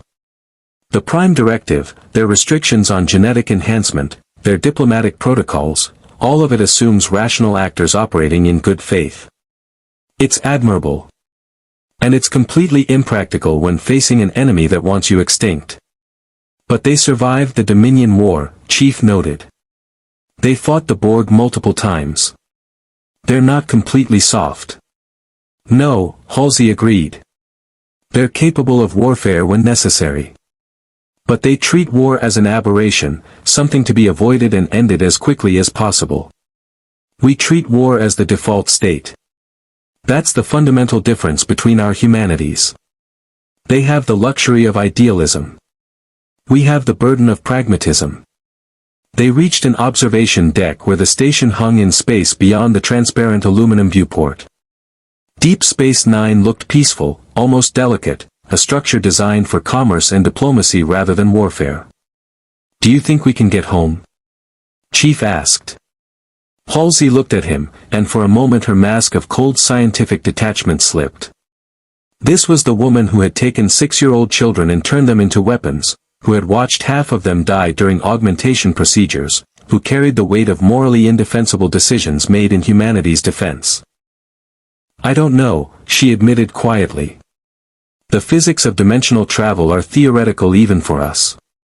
But John, if we can't get home, if we're permanently stranded here, the UNSC can't simply disappear. 17,000 personnel, the most advanced warship humanity has ever built, Spartans, technology that these people desperately want, we're too significant to simply fade into obscurity. What are you suggesting? I'm suggesting we prepare for multiple contingencies. Best case, we repair the drive and return home. Worst case, we're here permanently and need to establish a sustainable position. That might mean alliance with the Federation. Or it might mean independence, becoming our own power in this universe. We need to be ready for both possibilities. Chief understood. Halsey was always planning 3 moves ahead, considering scenarios that others dismissed as impossible. It was what made her brilliant and dangerous in equal measure. Captain Lasky should hear this, Chief said. He already knows, Halsey replied. Why do you think he negotiated for intelligence on local powers? He's not just planning for defense. He's planning for survival. Long-term survival. Through the viewport, a Starfleet vessel approached the station, a Galaxy-class starship, massive by Federation standards but dwarfed by the Infinity. Chief watched it dock, watched the crew moving about their duties, watched a universe that had developed along fundamentally different principles from his own. Somewhere in the Infinity's engineering sections, UNSC technicians and a Vulcan science officer were attempting to reconcile 2 incompatible approaches to faster-than-light travel. Somewhere in the Alpha Quadrant, various powers were planning their responses to the UNSC's presence. And somewhere in the shadows, Section 31 was preparing their next move. The UNSC had survived the Covenant, the Flood, the Forerunner installations, and the created uprising. They had endured decades of warfare that would have destroyed lesser civilizations. Now they faced perhaps their greatest challenge, navigating a political landscape where their military superiority was both their greatest asset and their most dangerous liability. Master Chief returned to the armory, his mind already calculating defensive scenarios, potential threats, optimal response strategies. The Borg had been dealt with. But in this universe, there were always more threats waiting in the darkness between stars. And the UNSC would be ready for them. Commander Clara had spent 4 decades studying subspace mechanics, warp field theory, and the fundamental architecture of faster-than-light travel. She had published 17 papers in the Starfleet Journal of Applied Physics and consulted on the design of 3 new warp core configurations. She considered herself unshakable in her Vulcan composure, her emotions controlled through rigorous mental discipline. The UNSC slipspace drive chamber tested that discipline to its limits. This is illogical, she muttered, staring at the massive mechanism that occupied 3 full decks of the Infinity's engineering section. You are literally tearing holes in the fabric of spacetime through brute force application of exotic matter and gravitational manipulation. There is no elegance, no finesse. You simply rip open reality and fly through the wound before it closes. Lieutenant Commander Bill Foster, the Infinity's chief engineer, grinned despite the tension.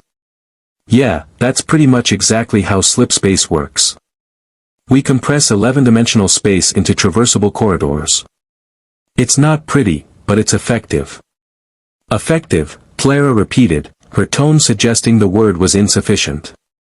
Commander, your drive system should be impossible. The energy requirements alone should cause immediate gravitational collapse. The exotic matter containment should fail catastrophically within microseconds. The dimensional stress, she stopped, recalibrating her approach.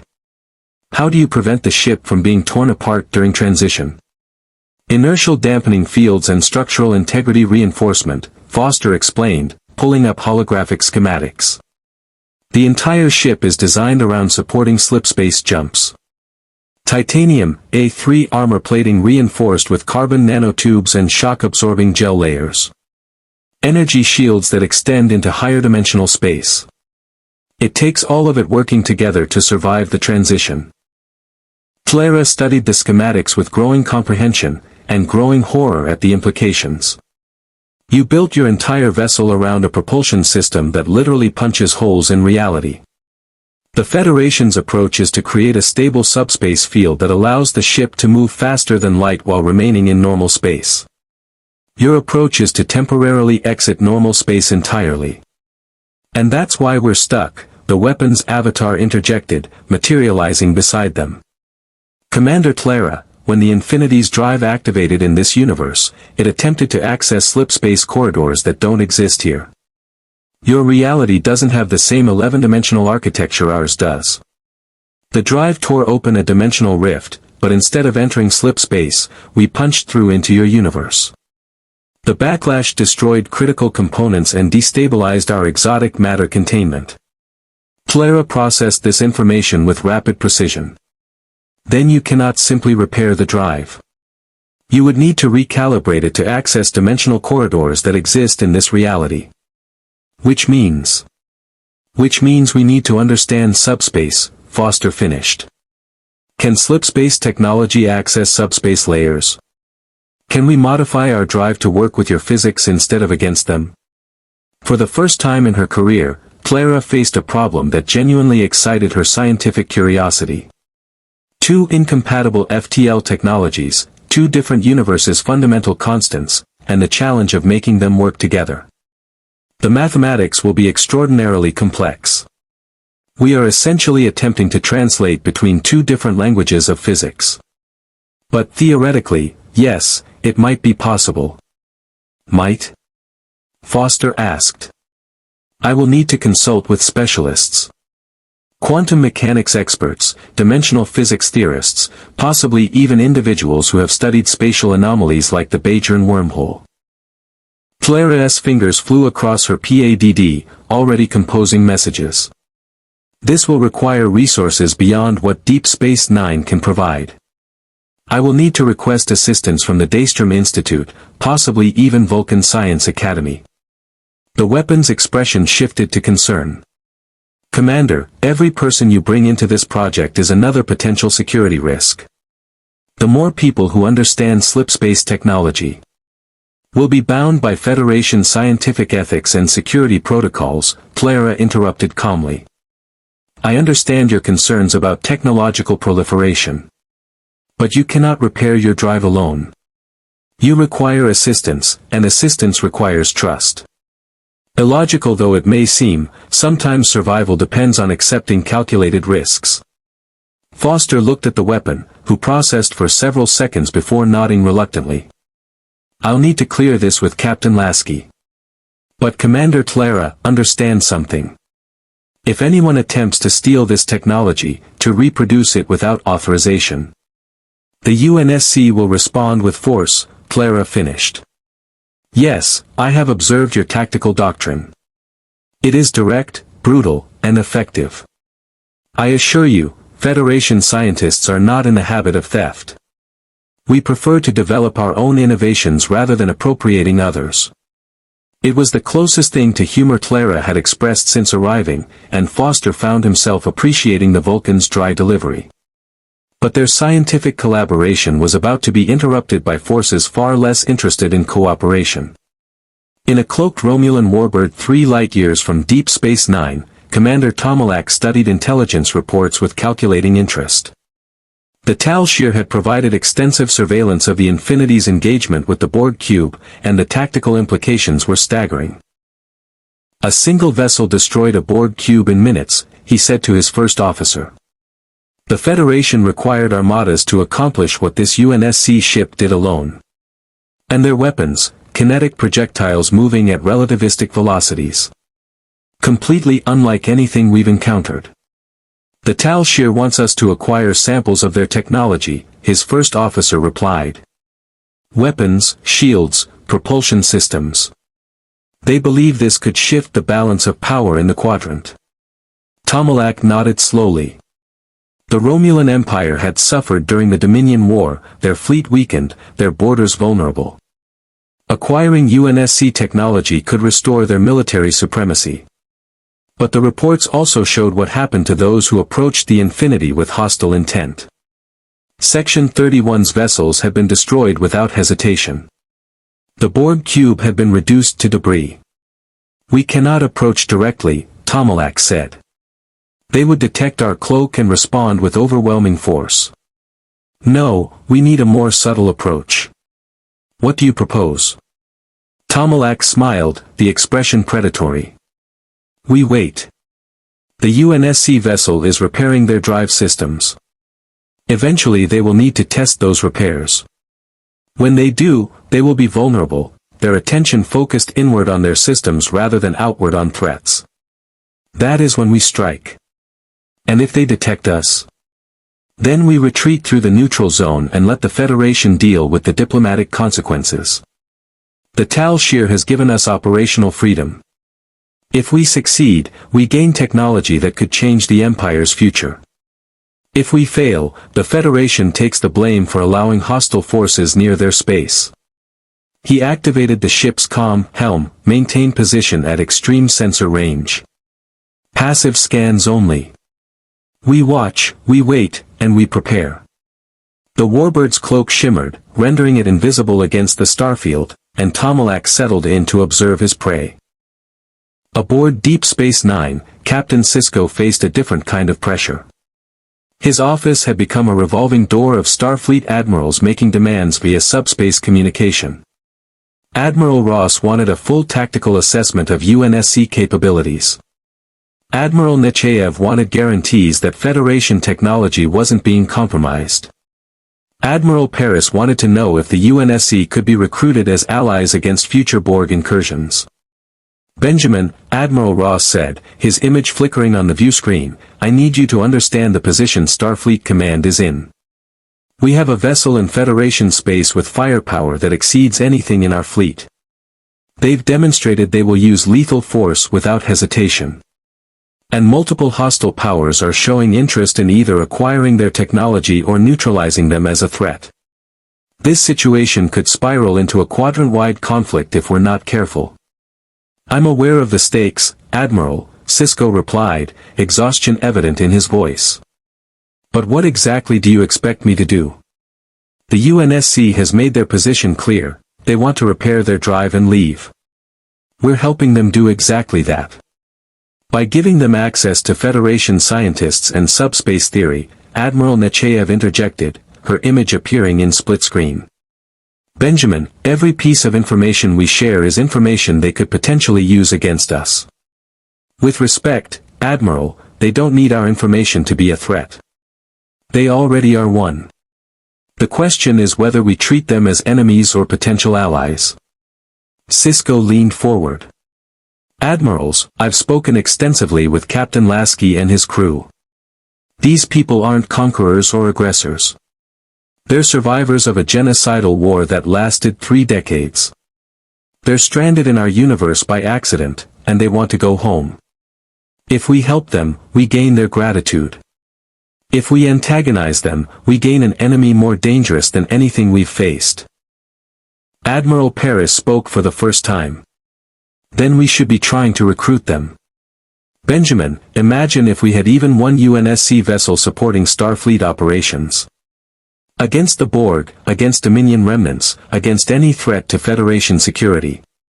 They're not mercenaries, Admiral, Sisko interrupted. And they're not interested in fighting our wars. They have their own wars to fight in their own universe. All they want is to leave. The admirals exchanged glances, and Sisko saw the calculation in their eyes. They were already discussing contingencies, strategies, ways to leverage the UNSC's presence for maximum Federation benefit. It was practical, logical, and exactly the kind of thinking that would drive the UNSC away, or worse, turn them hostile.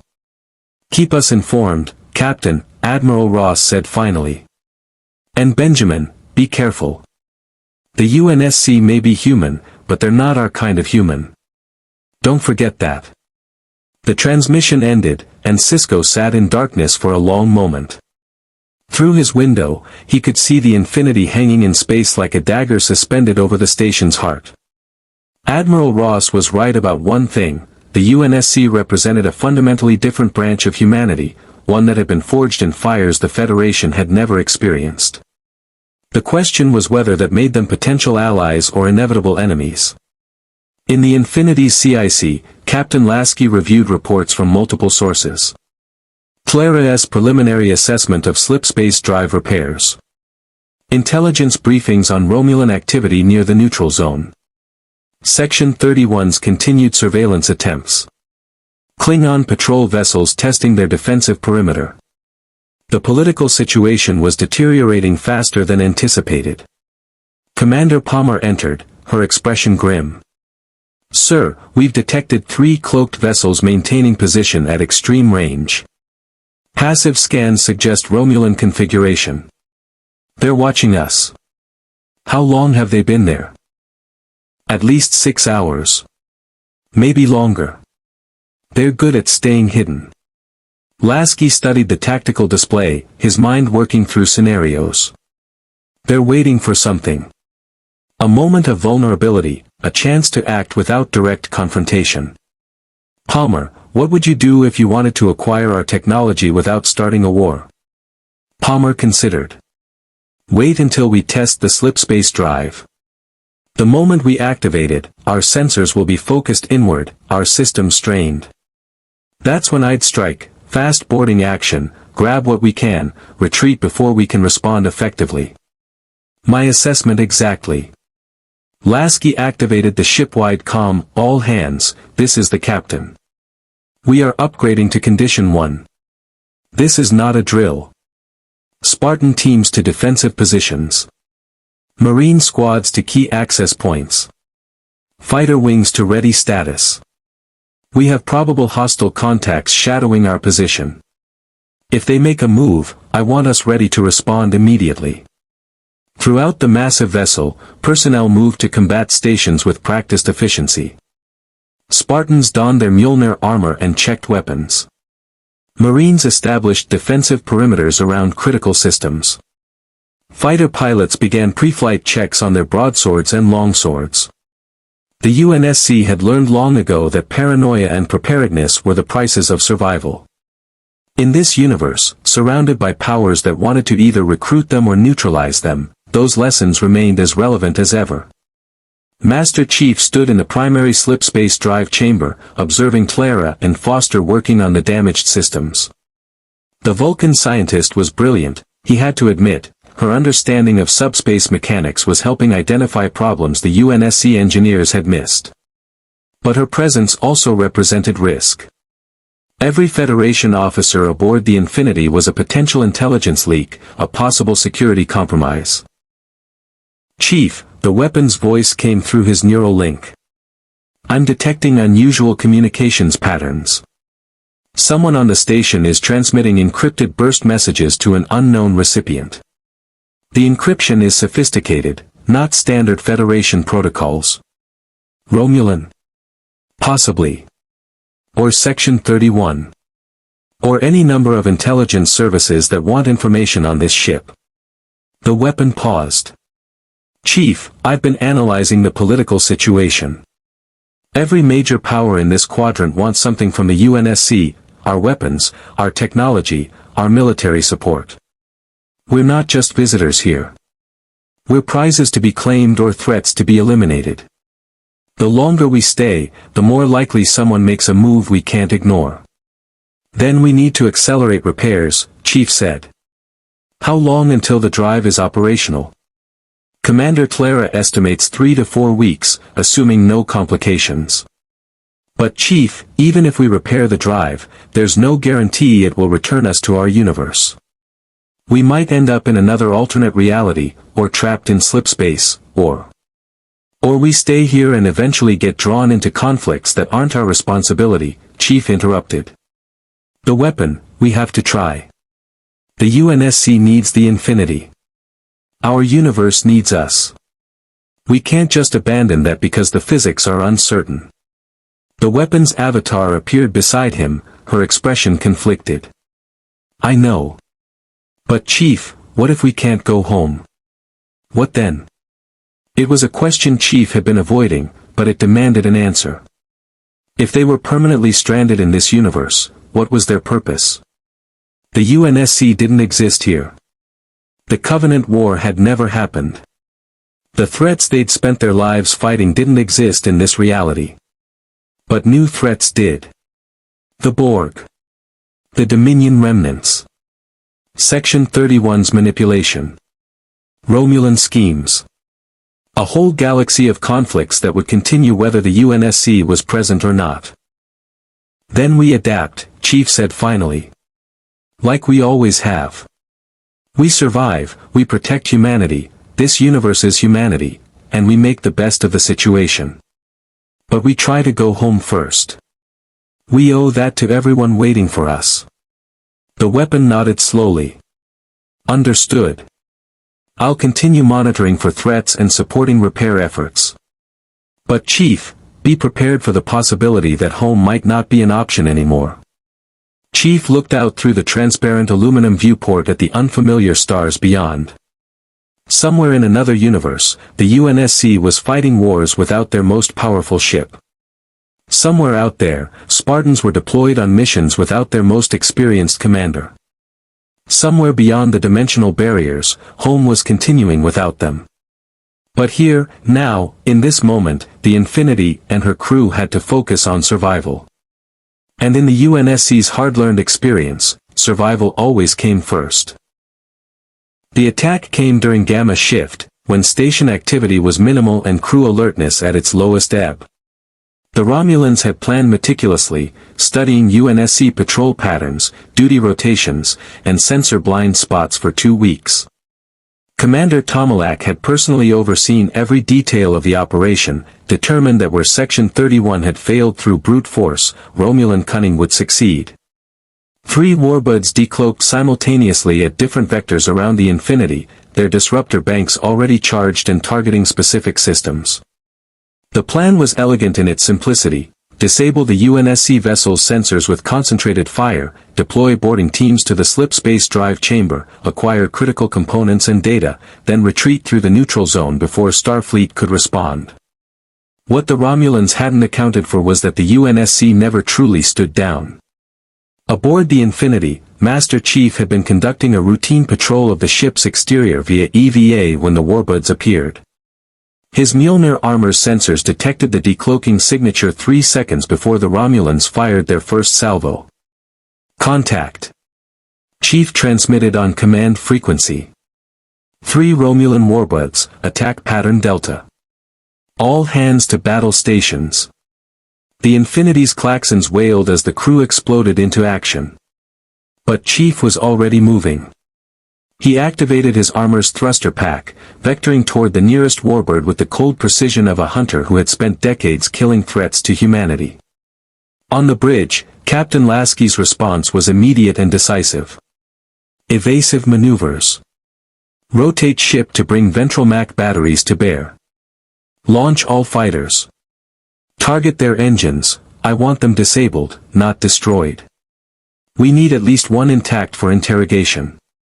The Infinity began to move, its massive bulk shifting with surprising agility for a vessel of its size. Romulan disruptor fire hammered against the ship's shields, the green energy beams dissipating across the Forerunner-derived barrier without penetrating. The warbud's tactical officers stared at their displays in confusion, their weapons were having zero effect. Their shields are impenetrable, one officer reported to Tomalak. Our disruptors are being dispersed across the entire shield matrix. It's not technology we recognize. Then adapt. Tomalak snarled. Concentrate fire on a single point. Overload their shields through sustained bombardment. And deploy the boarding teams now. 20 Romulan soldiers in EVA suits launched from the warbud's cargo bays, using personal thrusters to close the distance to the Infinity's hull. They carried plasma cutters, data extraction devices, and disruptors. Their mission was to breach the hull, fight through to the slipspace drive chamber, and acquire everything they could before retreat became necessary. They made it approximately 15 meters before Master Chief intercepted them.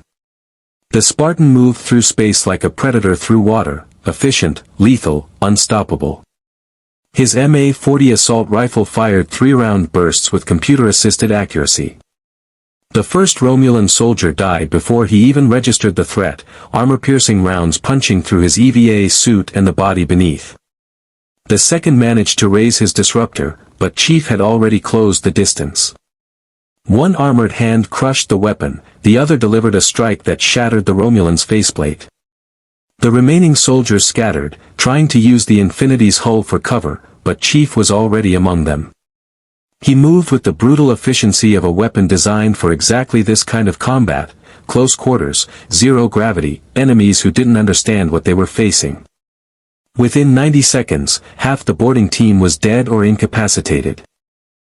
The survivors retreated desperately toward their warbirds, transmitting panic status reports. Boarding action compromised. We're under attack by some kind of enhanced soldier. He's killing us in EVA. Request immediate extraction. But extraction wasn't coming. The Infinity had launched its fighter wings. 50 F-41 broadswords screamed into the combat zone, their pilots executing attack patterns refined through decades of warfare against technologically superior opponents. The Romulan warbirds, designed for fleet actions and strategic strikes, found themselves facing opponents built for one purpose: space superiority combat. The fighters swarmed the warbirds like angry insects, their rotary cannons stitching lines of destruction across shield generators and weapon emplacements. Missiles locked onto critical systems, overwhelming point defenses through sheer numbers. The Romulans tried to adapt, tried to target the small, agile craft, but the pilots were too skilled, too experienced, too accustomed to fighting enemies who outgunned them. Within minutes, one warbird's shields collapsed under sustained assault. A broadsword squadron immediately concentrated fire on its engines, crippling the vessel's ability to maneuver or escape. Aboard his command warbird, Tomalak watched his carefully planned operation collapse into chaos. Break off. All vessels, retreat to. The Infinity's Mach cannon spoke. For massive projectiles launched simultaneously, their trajectories calculated with inhuman precision by the weapon's targeting algorithms. They weren't aimed to destroy, Lasky had been explicit about that, but to disable. The round struck the lead warbird's nacelles, the kinetic impact shearing off the propulsion systems in explosions of metal and plasma.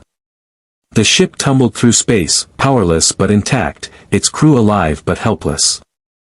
The remaining warbird achieved cloak and fled, its commander prioritizing survival over honor or mission completion. Cease fire, Lasky ordered. Secure the disabled vessels. Deploy marine boarding teams. I want prisoners for interrogation and intelligence purposes. Commander Palmer was already suited up and leading the first boarding team. Pelican dropships launched from the Infinity's hangar bays, vectoring toward the crippled Romulan warbirds. The Marines who poured into the enemy vessels moved with overwhelming tactical superiority, body armor that their opponents' weapons couldn't penetrate, weapons that punched through Romulan defenses, training that made them more effective soldier for soldier than anything the Alpha Quadrant had encountered. Within 20 minutes, both warbirds were secured. 73 Romulan personnel were taken prisoner, their vessels' data banks copied, their weapons and technology catalogued. The UNSC had just captured intact examples of one of the Quadrant's most secretive military technologies. On Deep Space Nine, alarms blared as sensors detected the engagement. Sisko rushed into ops to find his crew staring at tactical displays showing the aftermath of a battle that had lasted less than 30 minutes. Report. Sisko demanded. 3 Romulan warbirds attacked the Infinity, Kira said, her voice tight with tension. The UNSC responded with overwhelming force. 2 warbirds disabled and boarded, 1 escaped. Sir, they just captured Romulan military vessels. This is going to create a diplomatic nightmare. Sisko activated the comm, Sisko to Lasky. Captain, what the hell just happened? Lasky's voice came back, cold and controlled. We were attacked without provocation by Romulan military forces attempting to board my ship and steal our technology. We defended ourselves in accordance with UNSC rules of engagement. The attacking vessels are now in our custody, along with their crews. You can't just capture Romulan warbirds. Sisko protested. There are treaties, diplomatic protocols, which the Romulans violated when they attacked a vessel under Federation protection, Lasky interrupted. Captain Sisko, we offered to leave peacefully. We're cooperating with your scientists to repair our drive. We've defended your station against the Borg. And in return, we've been spied on, attacked by your Section 31, and now assaulted by your neighbors. I'm done playing nice.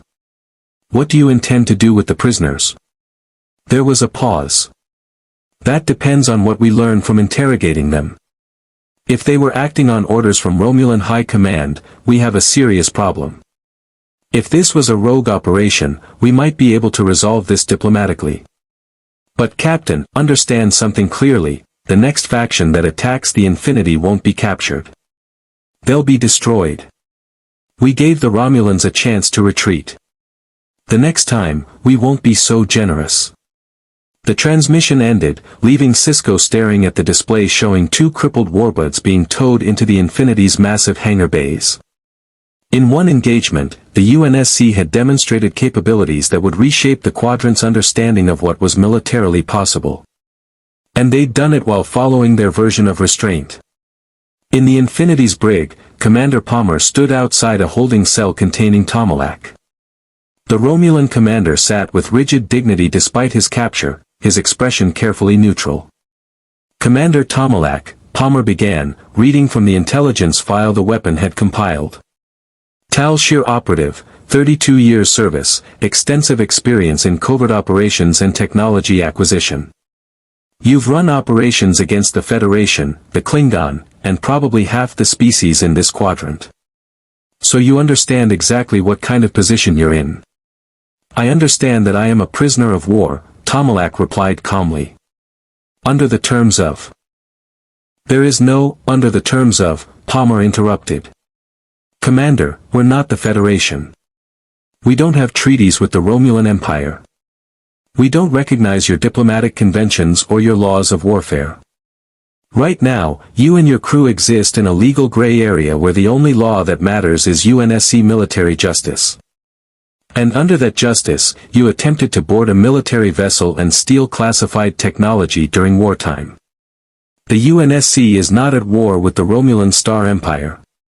We weren't at war with the Covenant until they started glassing our colonies either, Palmer said coldly. War doesn't begin when someone declares it. It begins when someone acts with hostile intent. You acted with hostile intent against a UNSC vessel. That makes you an enemy combatant. Tomalak's composure finally cracked slightly. What do you want? Information. Who ordered this operation? Was it Tal Shir Command, or did you freelance? Who else is planning moves against the Infinity? What intelligence have you already transmitted about our capabilities? Palmer leaned forward. Commander, I'm going to be honest with you. Captain Lasky is debating whether to hand you over to Starfleet or conduct our own interrogation. If he chooses the latter, you'll face UNSC interrogation techniques. Trust me when I say you don't want that. The Covenant taught us very effective methods for extracting information from uncooperative subjects. It was partially a bluff. UNSC protocols had standards for prisoner treatment, but Tomalak didn't know that. And Palmer's delivery was convincing enough that the Romulan commander believed he was facing a civilization that had survived genocidal warfare through pragmatic brutality. This was a Tal Shir operation, Tomalak said finally. Authorized at the highest levels. The Empire wants your weapons technology, your drive systems, your defensive capabilities. They believe acquiring UNSC technology could restore Romulan military supremacy in the quadrant. Who else is planning operations against us? I don't have complete intelligence, but the Cardassians are interested. The Orion Syndicate has been approached about potential technology theft. Even some Klingon houses are debating whether to attack you to prove their warrior credentials. Tomalak met Palmer's eyes. Commander, you must understand, your ship's appearance has destabilized the entire political structure of this region. Every major power sees you as either an opportunity or a threat. This will not be the last attempt to acquire your technology. Palmer absorbed this, then activated her comm, Commander Palmer to Captain Lasky. Sir, I think you need to hear this. 30 minutes later, in a secure conference room, Lasky sat across from Tomalak with Sisko, Kira, and Palmer present. The Romulan commander had been offered the opportunity to explain his government's position, and he took it with the calculating precision of a career intelligence officer. The Romulan Star Empire nearly collapsed during the Dominion War, Tomalak said. Our fleet was decimated, our resources depleted, our military supremacy shattered. We have been rebuilding, but slowly. The appearance of your vessel, with weapons and defenses that exceed anything in the quadrant, represents a strategic opportunity we cannot ignore. My government authorized this operation because they believe UNSC technology could restore the balance of power in our favor. By stealing it, Sisko said flatly. By acquiring it through any means necessary, Tomalak corrected. Captain Sisko, your Federation has the luxury of moral high ground because you won the Dominion War. The Romulan Empire barely survived it. We cannot afford your ethical sensitivities. Lasky leaned back in his chair, his expression thoughtful. Commander Tomalak, I understand your government's position. The UNSC spent 30 years fighting for survival against an enemy that wanted humanity extinct. We know what it means to be desperate, to face potential annihilation, to do whatever it takes to ensure our species survives. He paused. But here's what you need to understand. The UNSC survived because we defended ourselves with overwhelming force against anyone who threatened us. We didn't compromise. We didn't negotiate from weakness. We built weapons that could destroy planets because the Covenant was destroying planets. And when someone attacks us, we respond decisively. You cannot fight the entire Romulan Empire, Tomalak said. We don't need to fight your entire empire, Lasky replied. We just need to make the cost of attacking us so prohibitively high that your government decides it's not worth it. Commander, you're going to return to your superiors with a message. Tell them the UNSC Infinity will remain in this sector until our drive is repaired. During that time, we will defend ourselves against any threat with lethal force. We will not share our technology. We will not be intimidated.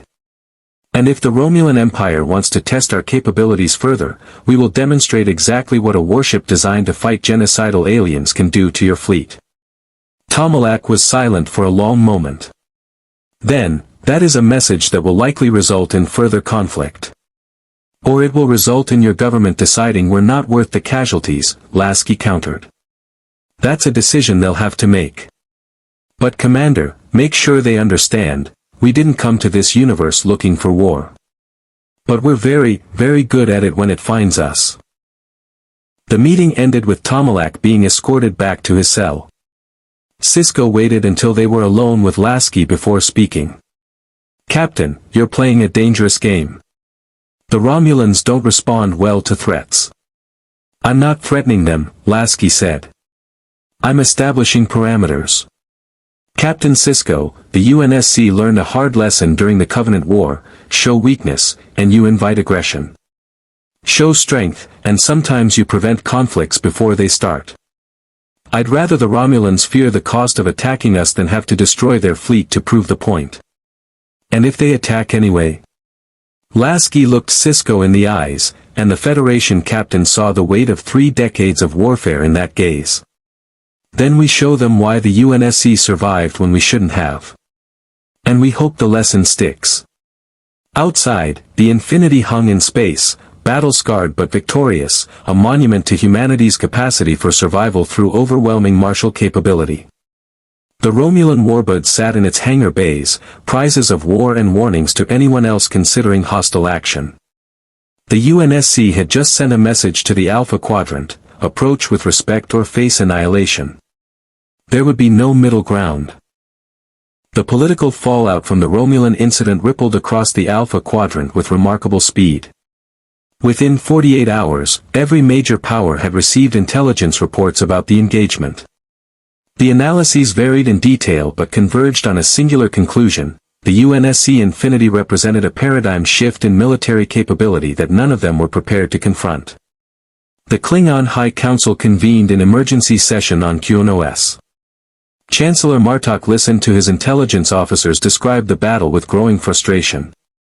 A single vessel disabled 2 warbirds in minutes, General Golick reported, his tone mixing respect with concern. Their weapons pierced shields as if they were not there. Their fighters destroyed Romulan defenses with ease. And their soldiers, Chancellor, they have warriors who fight in the void of space itself, killing Romulans in hand-to-hand combat during EVA operations. These are not the soft Federation humans we know. Martok growled low in his throat. Then they are humans worthy of respect. But can they be defeated? In single combat? Perhaps not. In fleet action? Gallic paused. We would need overwhelming numbers. 50 ships, maybe 100, to ensure victory. And even then, casualties would be catastrophic. Chancellor, these humans fight like Klingon, they do not retreat, they do not negotiate from weakness, they destroy their enemies completely. Then we do not fight them, Martok decided. We approach with honor.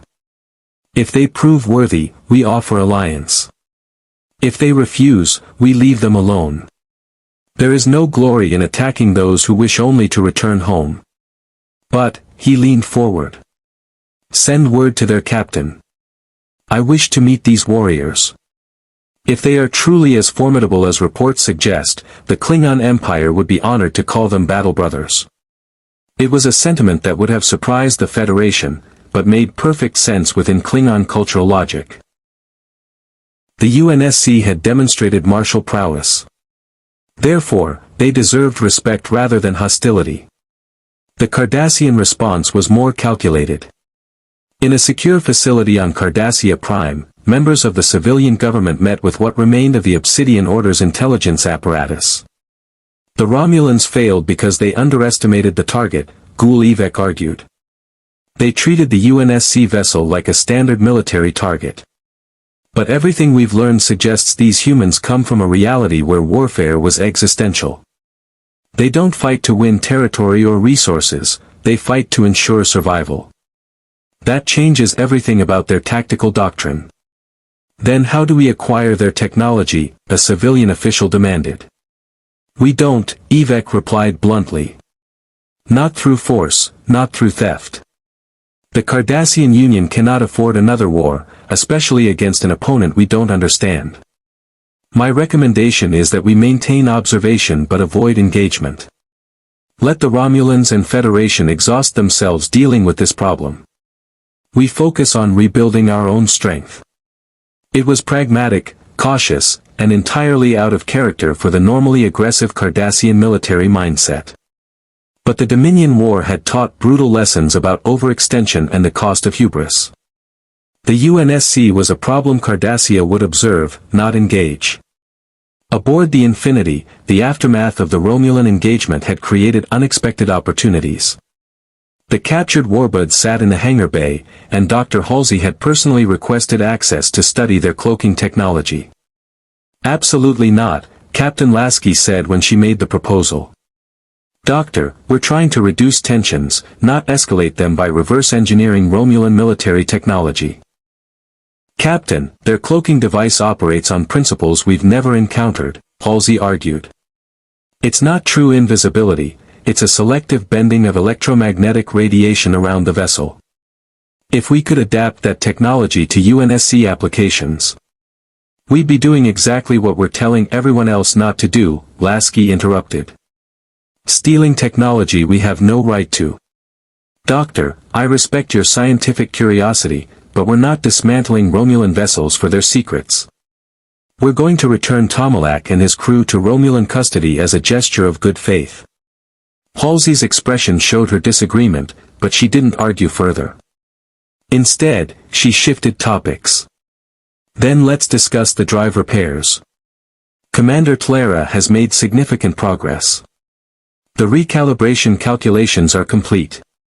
We're ready to begin testing within 72 hours. Testing? Lasky asked cautiously. Small-scale activation sequences. We'll power up the drive to 10% capacity and observe how it interacts with this universe's subspace layers. If the interaction is stable, we proceed to higher power levels. If it's unstable, she didn't need to finish the sentence. What's the worst-case scenario?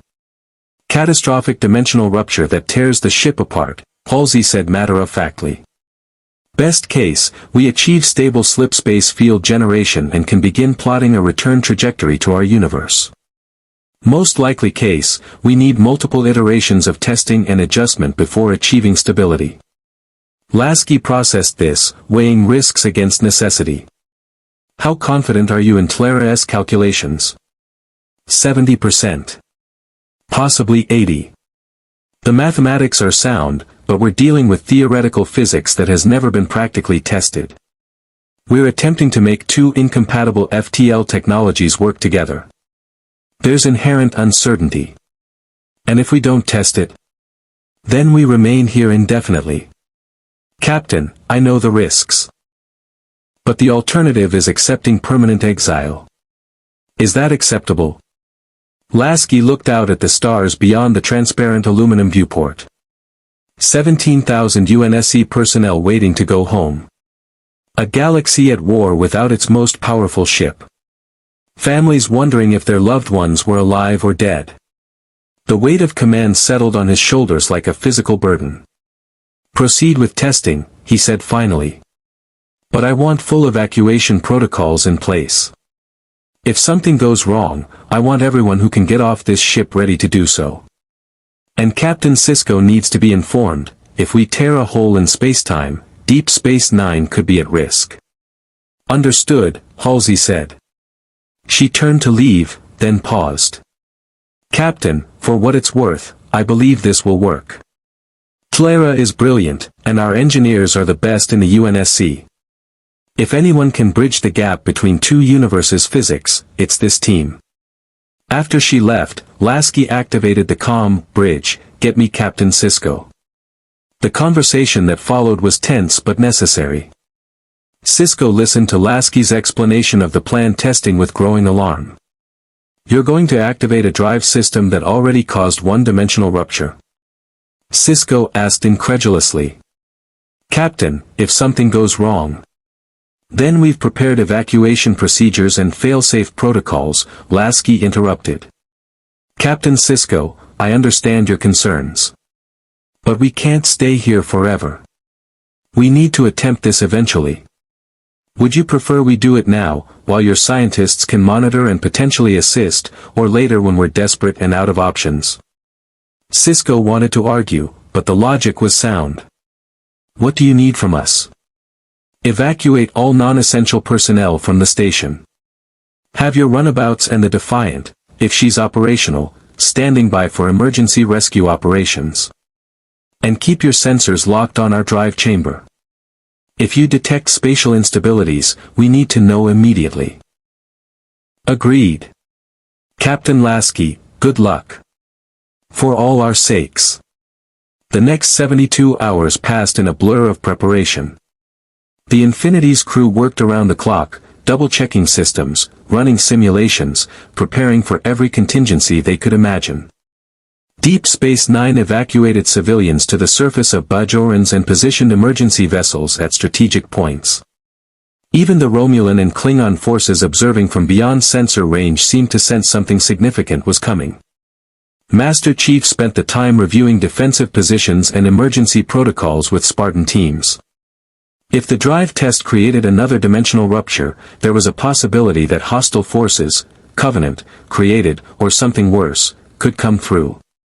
The Spartans would be humanity's first and last line of defense. Chief, the weapon said during one of his inspections, I've been running probability calculations. If the drive activates successfully, there's a 63% chance we can establish a stable return corridor to our universe. But there's also a 22% chance we end up in a different alternate reality entirely, and a 15% chance of catastrophic failure resulting in ship destruction. Those are acceptable odds, Chief replied. Are they? Chief, if we end up in another wrong universe, we might not get another chance to return home.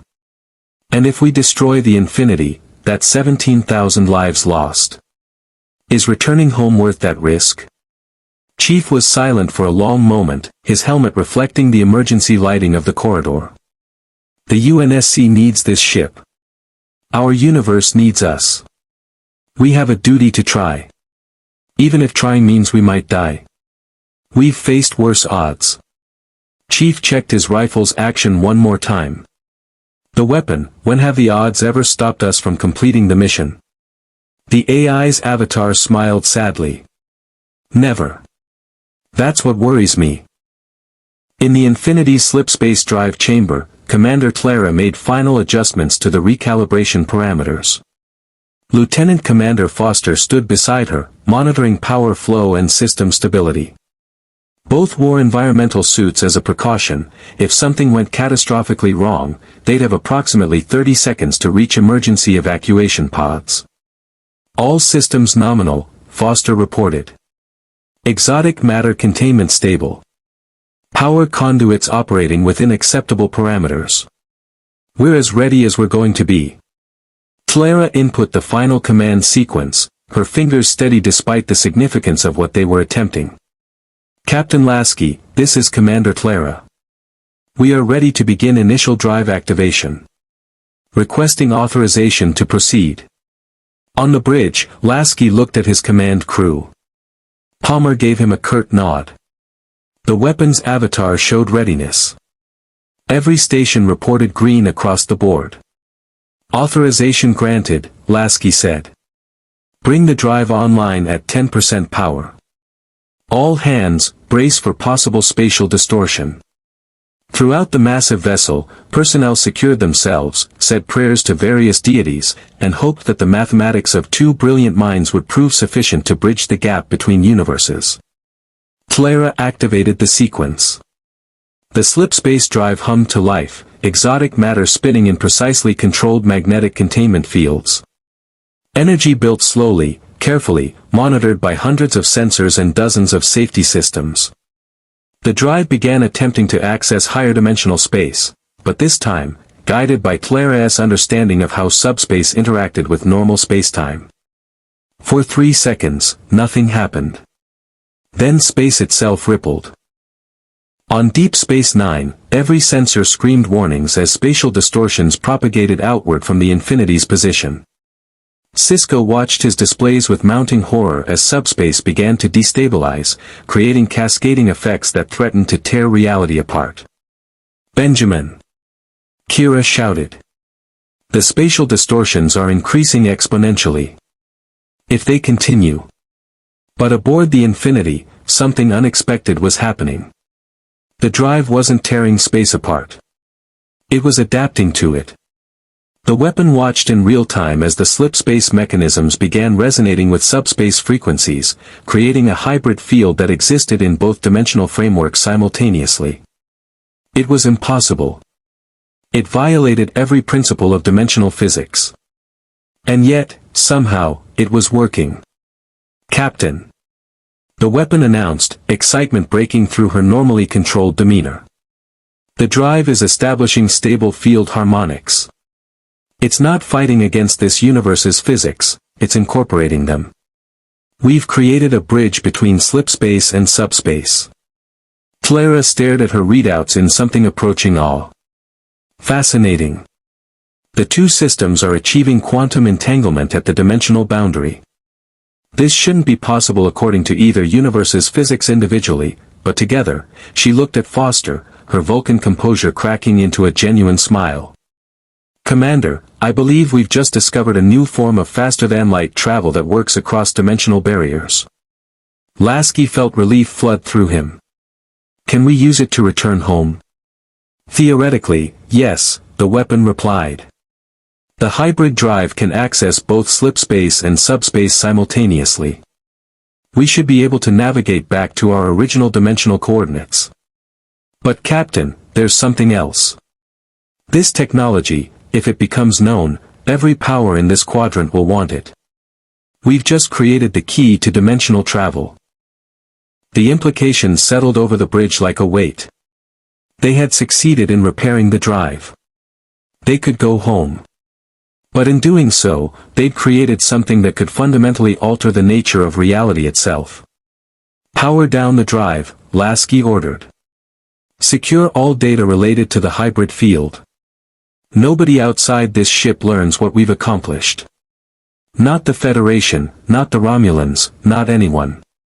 The UNSC keeps this technology to ourselves. Captain Sisko is hailing, the communications officer reported. He's demanding to know what just happened. Lasky took a breath. They were so close to leaving, to returning home. But first, they had to navigate one more crisis, convincing the Federation that they didn't need to know what the UNSC had just discovered. Put him through, Lasky said. And pray he accepts the answer I'm about to give him. The conference room aboard Deep Space Nine felt smaller than usual, despite its generous dimensions. Captain Lasky sat on one side of the table with Commander Palmer and Dr. Halsey. Across from them, Captain Sisko, Colonel Kira, and Commander Clara represented the Federation's interests. Between them lay an unbridgeable gap of trust, ideology, and competing necessities. You created a dimensional bridge, Sisko said, his voice carefully controlled. A technology that could allow travel between universes. And you're telling me the Federation has no right to study it, understand it, or even know how it works? That's exactly what I'm telling you, Lasky replied. Captain, the hybrid slipspace-subspace drive is UNSC military technology developed using our classified systems.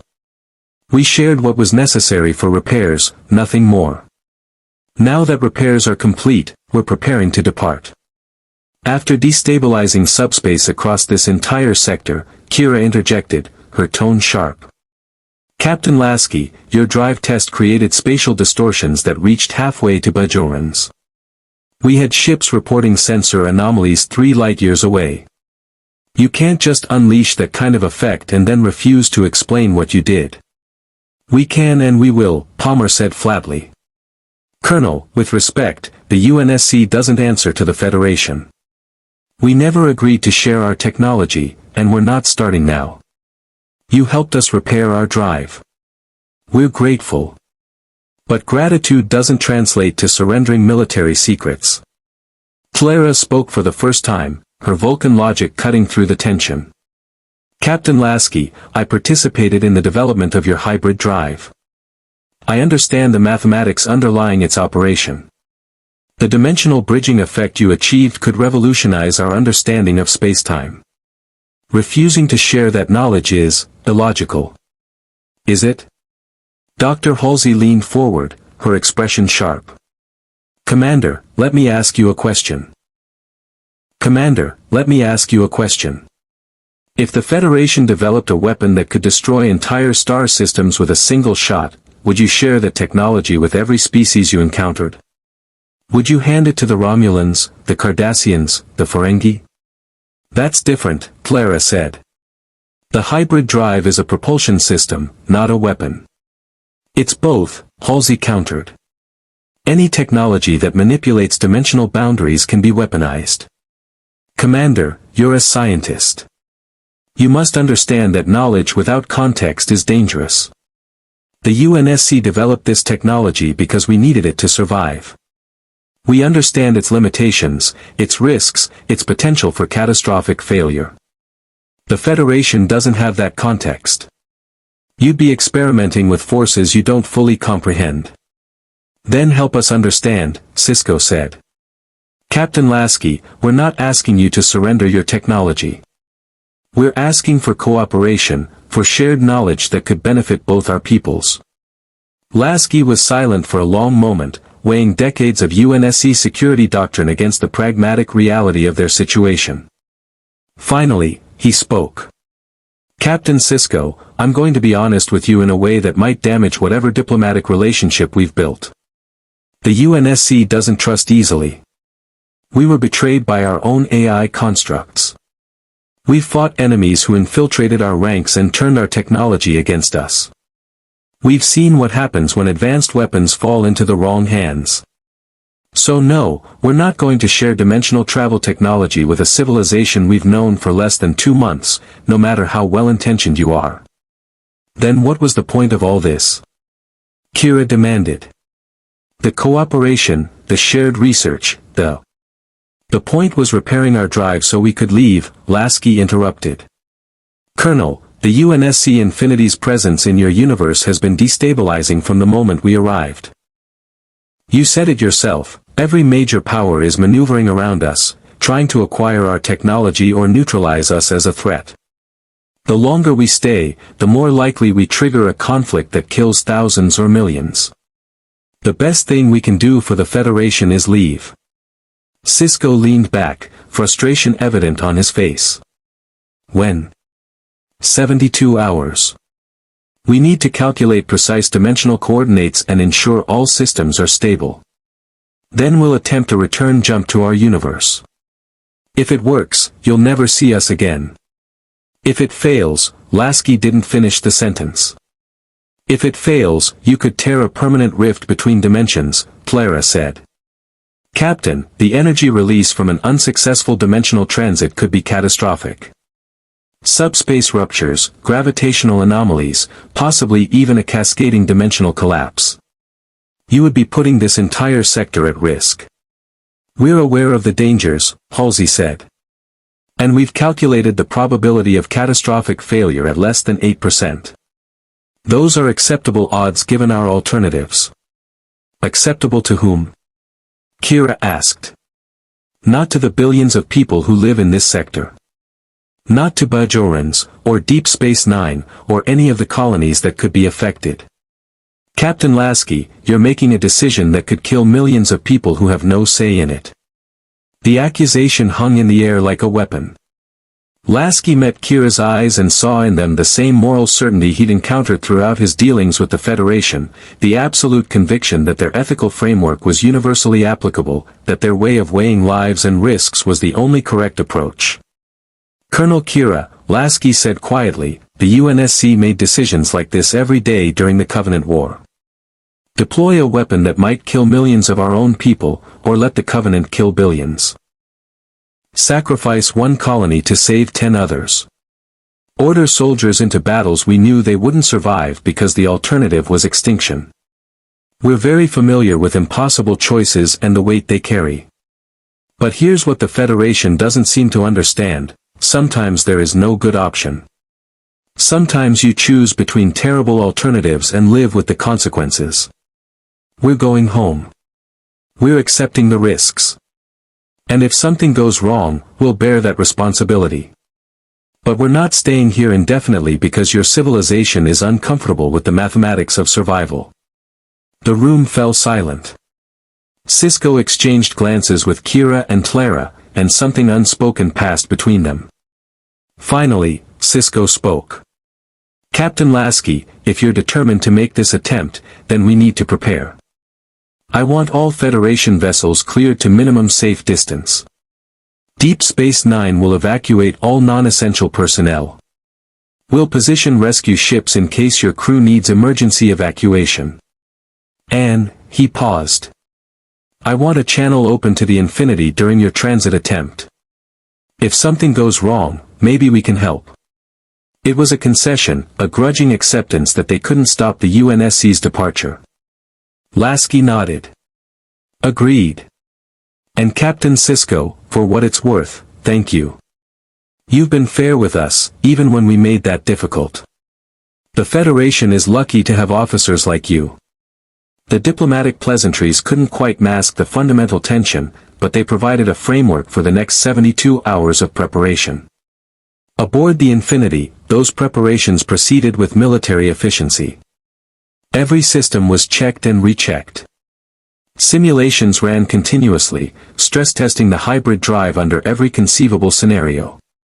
Crew members recorded messages for families back home, just in case. Spartan teams ran final combat drills, preparing for the possibility that they'd emerge into hostile territory in their own universe. Master Chief stood in the observation deck, watching Deep Space Nine in the distance. The weapon's avatar appeared beside him. Chief, I've been analyzing our time in this universe. We've been here 43 days. In that time, we've destroyed a Borg cube, disabled 2 Romulan warboats, killed 17 Section 31 operatives, and fundamentally altered the Federation's understanding of what's militarily possible. We've left quite an impact. We did what we had to do, Chief replied. Did we? Chief, we could have been more diplomatic, more accommodating. We could have shared some technology, built bridges instead of walls. Instead, we remained isolated, defended ourselves with overwhelming force, and are now leaving without having established any meaningful connection with these people. The UNSC's mission isn't to make friends, Chief said. It's to protect humanity and complete objectives. We repaired the drive. That was the objective. Everything else was secondary. Is that really how you see it? The weapon asked. Chief, you've spent your entire life completing missions, following orders, being the weapon humanity needed. But you're more than that. You're a person who makes choices, who affects the people around you. Don't you wonder what kind of impact we could have made if we'd approached this differently? Chief was silent for a long moment, his helmet reflecting the stars. Every choice has consequences. We chose to maintain security over cooperation. Maybe that was right. Maybe it was wrong. But it's the choice we made, and now we live with it. The weapon, when we get home, if we get home, the war will still be there. The created will still be a threat. The UNSC will still need the Infinity and everyone aboard her. That's what matters. Not whether we made friends in another universe. The weapon nodded slowly, but her expression suggested she wasn't entirely convinced. Chief, can I ask you something? If the jump fails, if we end up stranded here permanently, could you accept that? Could you build a life in this universe? I don't know, Chief admitted. I've never thought about life beyond the mission. But I suppose I'd adapt. Like I always have. That's what I'm afraid of, the weapon said quietly. That you'd keep being a soldier, keep fighting, keep never allowing yourself to be anything else. Even in a universe that might let you be human again. Before Chief could respond, the ship-wide comm activated. All hands, this is Captain Lasky. We're beginning final preparations for dimensional transit. All personnel to stations. We're going home. Throughout the massive vessel, 17,000 UNSC personnel moved to their posts. In engineering, Dr. Halsey and Commander Clara made final adjustments to the hybrid drive. On the bridge, Captain Lasky reviewed the dimensional coordinates one last time. In the hangar bays, pilots secured their fighters. In the corridors, Spartans took up defensive positions in case something hostile came through during transit. And on Deep Space Nine, Cisco stood in ops watching the Infinity prepare to attempt the impossible. All Federation vessels have cleared to safe distance, Kira reported. The Defiant is standing by with rescue teams. Bajorans has been notified to prepare emergency shelters in case of spatial distortions. Nog, I want continuous sensor monitoring of the Infinity's drive field, Cisco ordered. If you detect any instabilities, I want to know immediately. Aye, sir. Cisco activated the comm, Deep Space Nine to Infinity. Captain Lasky, you're clear for departure. Good luck, and safe journey home. Lasky's voice came back, steady and confident. Thank you, Captain. It's been an honor. Lasky out. The Infinity's engines flared to life, moving the massive warship away from the station to a safe distance for dimensional transit. On the bridge, Lasky stood at his command station, surrounded by his crew, ready to attempt something no one in either universe had successfully done, deliberately navigate between dimensional barriers. Engineering, status? Lasky asked. All systems optimal, Foster reported. Hybrid drive charging. Dimensional coordinates locked. Captain, we're ready. Lasky looked at Palmer, who nodded once. He looked at the weapon, whose avatar showed determination mixed with uncertainty.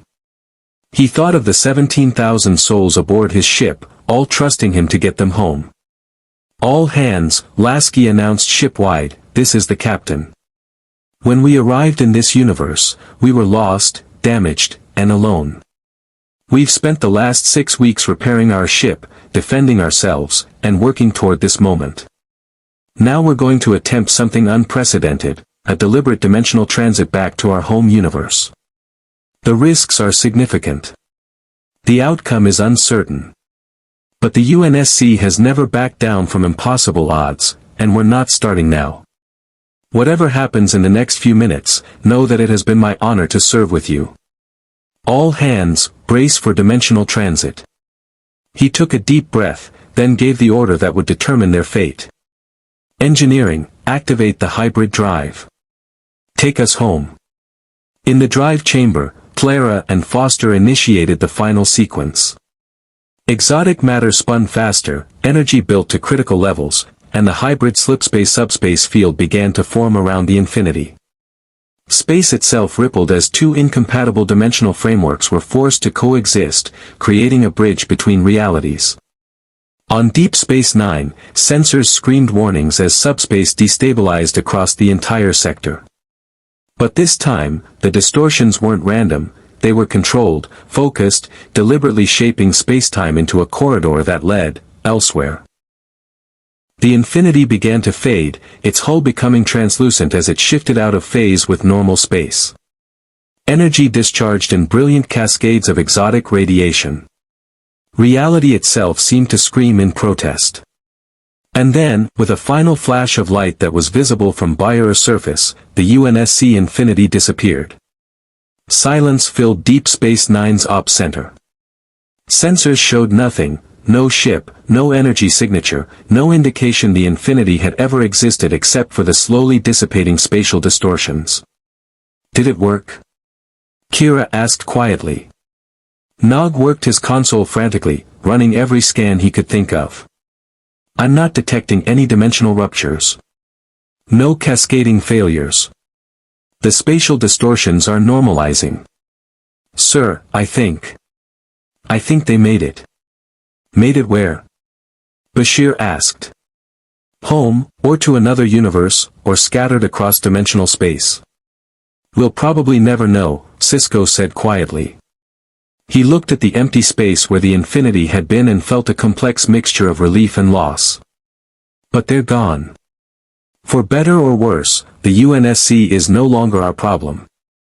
Or our potential ally, Worf observed. No, Sisko agreed. Not our ally. Just, another humanity, following a different path. I wonder if they'll make it home.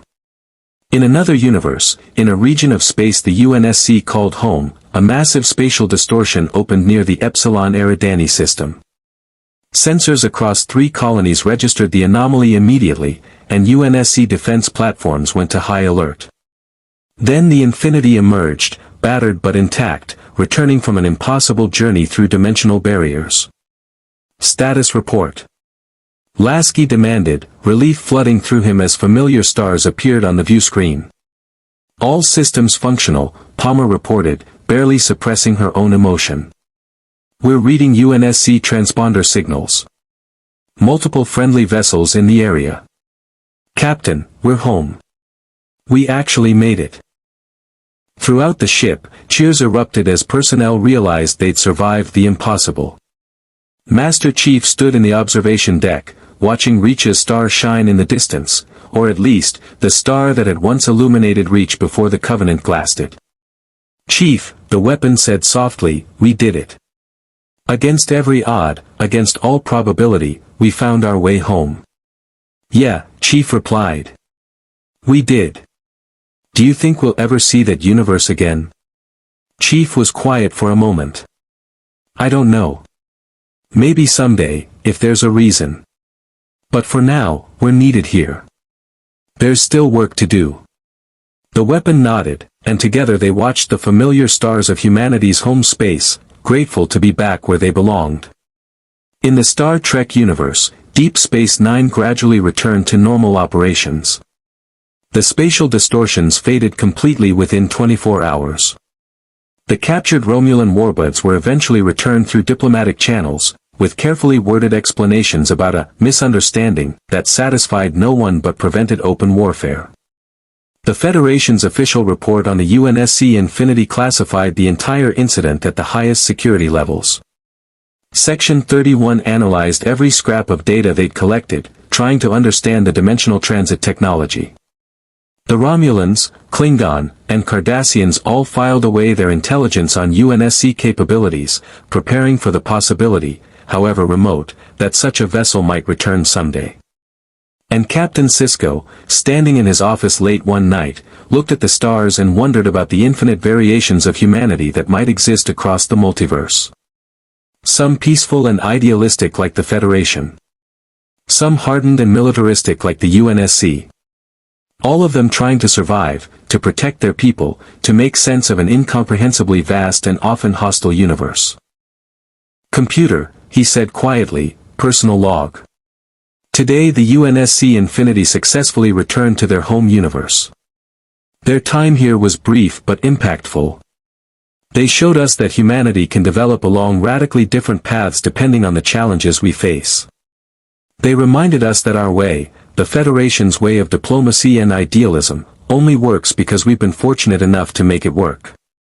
Other humanities, facing different threats, might need to be harder, more pragmatic, more willing to embrace the necessity of violence. He paused, gathering his thoughts. I don't know if we'll ever encounter them again. I'm not sure I want to. They were honorable people, but they carried the weight of wars we've never had to fight. They made us question our principles without ever meaning to. And now they're gone, leaving behind only questions about what humanity could become if pushed to its absolute limits. He ended the log and returned to his duties, the memory of the UNSC Infinity already fading into the realm of classified incidents and improbable encounters. But in the archives of both universes, records remained. Data that someday, somehow, might allow both humanities to meet again. Whether that would lead to alliance, conflict, or mutual understanding remained a question for future generations to answer. For now, two branches of humanity had touched across dimensional barriers, learned from each other in ways neither fully understood, and then returned to their separate realities. Each forever changed by the knowledge that somewhere, in another universe, humanity had faced different challenges and emerged different, but still recognizably human. Still fighting. Still surviving. Still reaching for the stars, no matter what form that reaching took. The UNSC Infinity's arrival in the Star Trek universe had been an accident, a catastrophic intersection of incompatible technologies that should never have occurred. But in the 6 weeks that followed, the encounter fundamentally challenged both civilizations' understanding of what humanity could become. For the Federation, the UNSC represented a dark mirror, humanity forged not by idealism and discovery, but by existential warfare and desperate survival. They had witnessed a version of themselves that had been pushed to embrace militarism, genetic enhancement, and overwhelming force as necessary tools rather than moral failures. It was a sobering reminder that the Federation's principles were luxuries afforded by circumstance, not inevitable outcomes of human nature. For the UNSC, the Federation represented a tantalizing glimpse of what humanity might have become without the Covenant, without the Flood, without 3 decades of genocidal warfare. A civilization that explored rather than conquered, that negotiated rather than destroyed, that had somehow maintained idealistic principles across hundreds of worlds. It was both inspiring and frustrating, proof that humanity could be better, and evidence that the UNSC's harsh pragmatism might not have been inevitable. Master Chief returned to duty, carrying with him the memory of a universe where soldiers like him weren't necessary, where humanity's greatest warriors were explorers and scientists rather than Spartans bred for combat. It was a thought he kept to himself, but it lingered. In quiet moments between battles against the created, he sometimes wondered what life might have been like in that other reality. Captain Sisko added the Infinity incident to his long list of encounters that defied easy categorization. The UNSC had been neither enemy nor ally, neither heroes nor villains. They had simply been another version of humanity, doing what they believed necessary to survive. It was a reminder that the universe's moral complexity extended far beyond the Federation's borders, potentially beyond their entire reality. In the archives of Starfleet intelligence, classified files documented the UNSC's capabilities in exhaustive detail. Future generations of strategists would study the Infinity's tactics, analyze the Spartans' combat effectiveness, and debate the ethical implications of the UNSC's approach to warfare. The knowledge would shape Federation military doctrine in subtle ways, adding a harder edge to a civilization that had always preferred diplomacy. And in the deepest vaults of ONI, the Office of Naval Intelligence, similar files documented the Federation's technology, political structure, and philosophical approach. The UNSC had learned that humanity could survive and thrive without becoming a militarized civilization. It was information that might someday influence how the UNSC rebuilt after their wars ended. 2 universes. 2 humanities. Both convinced their path was necessary. Both changed by a brief, impossible encounter that proved the multiverse contained infinite variations on the human story. The dimensional barriers had closed. The bridge between realities had collapsed. But the knowledge remained, carried by those who had witnessed the impossible, that somewhere, in another universe, humanity existed. Different, but recognizable.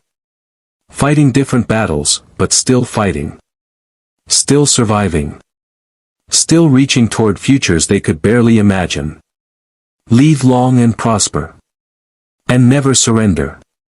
For more interesting stories, please click the subscribe button.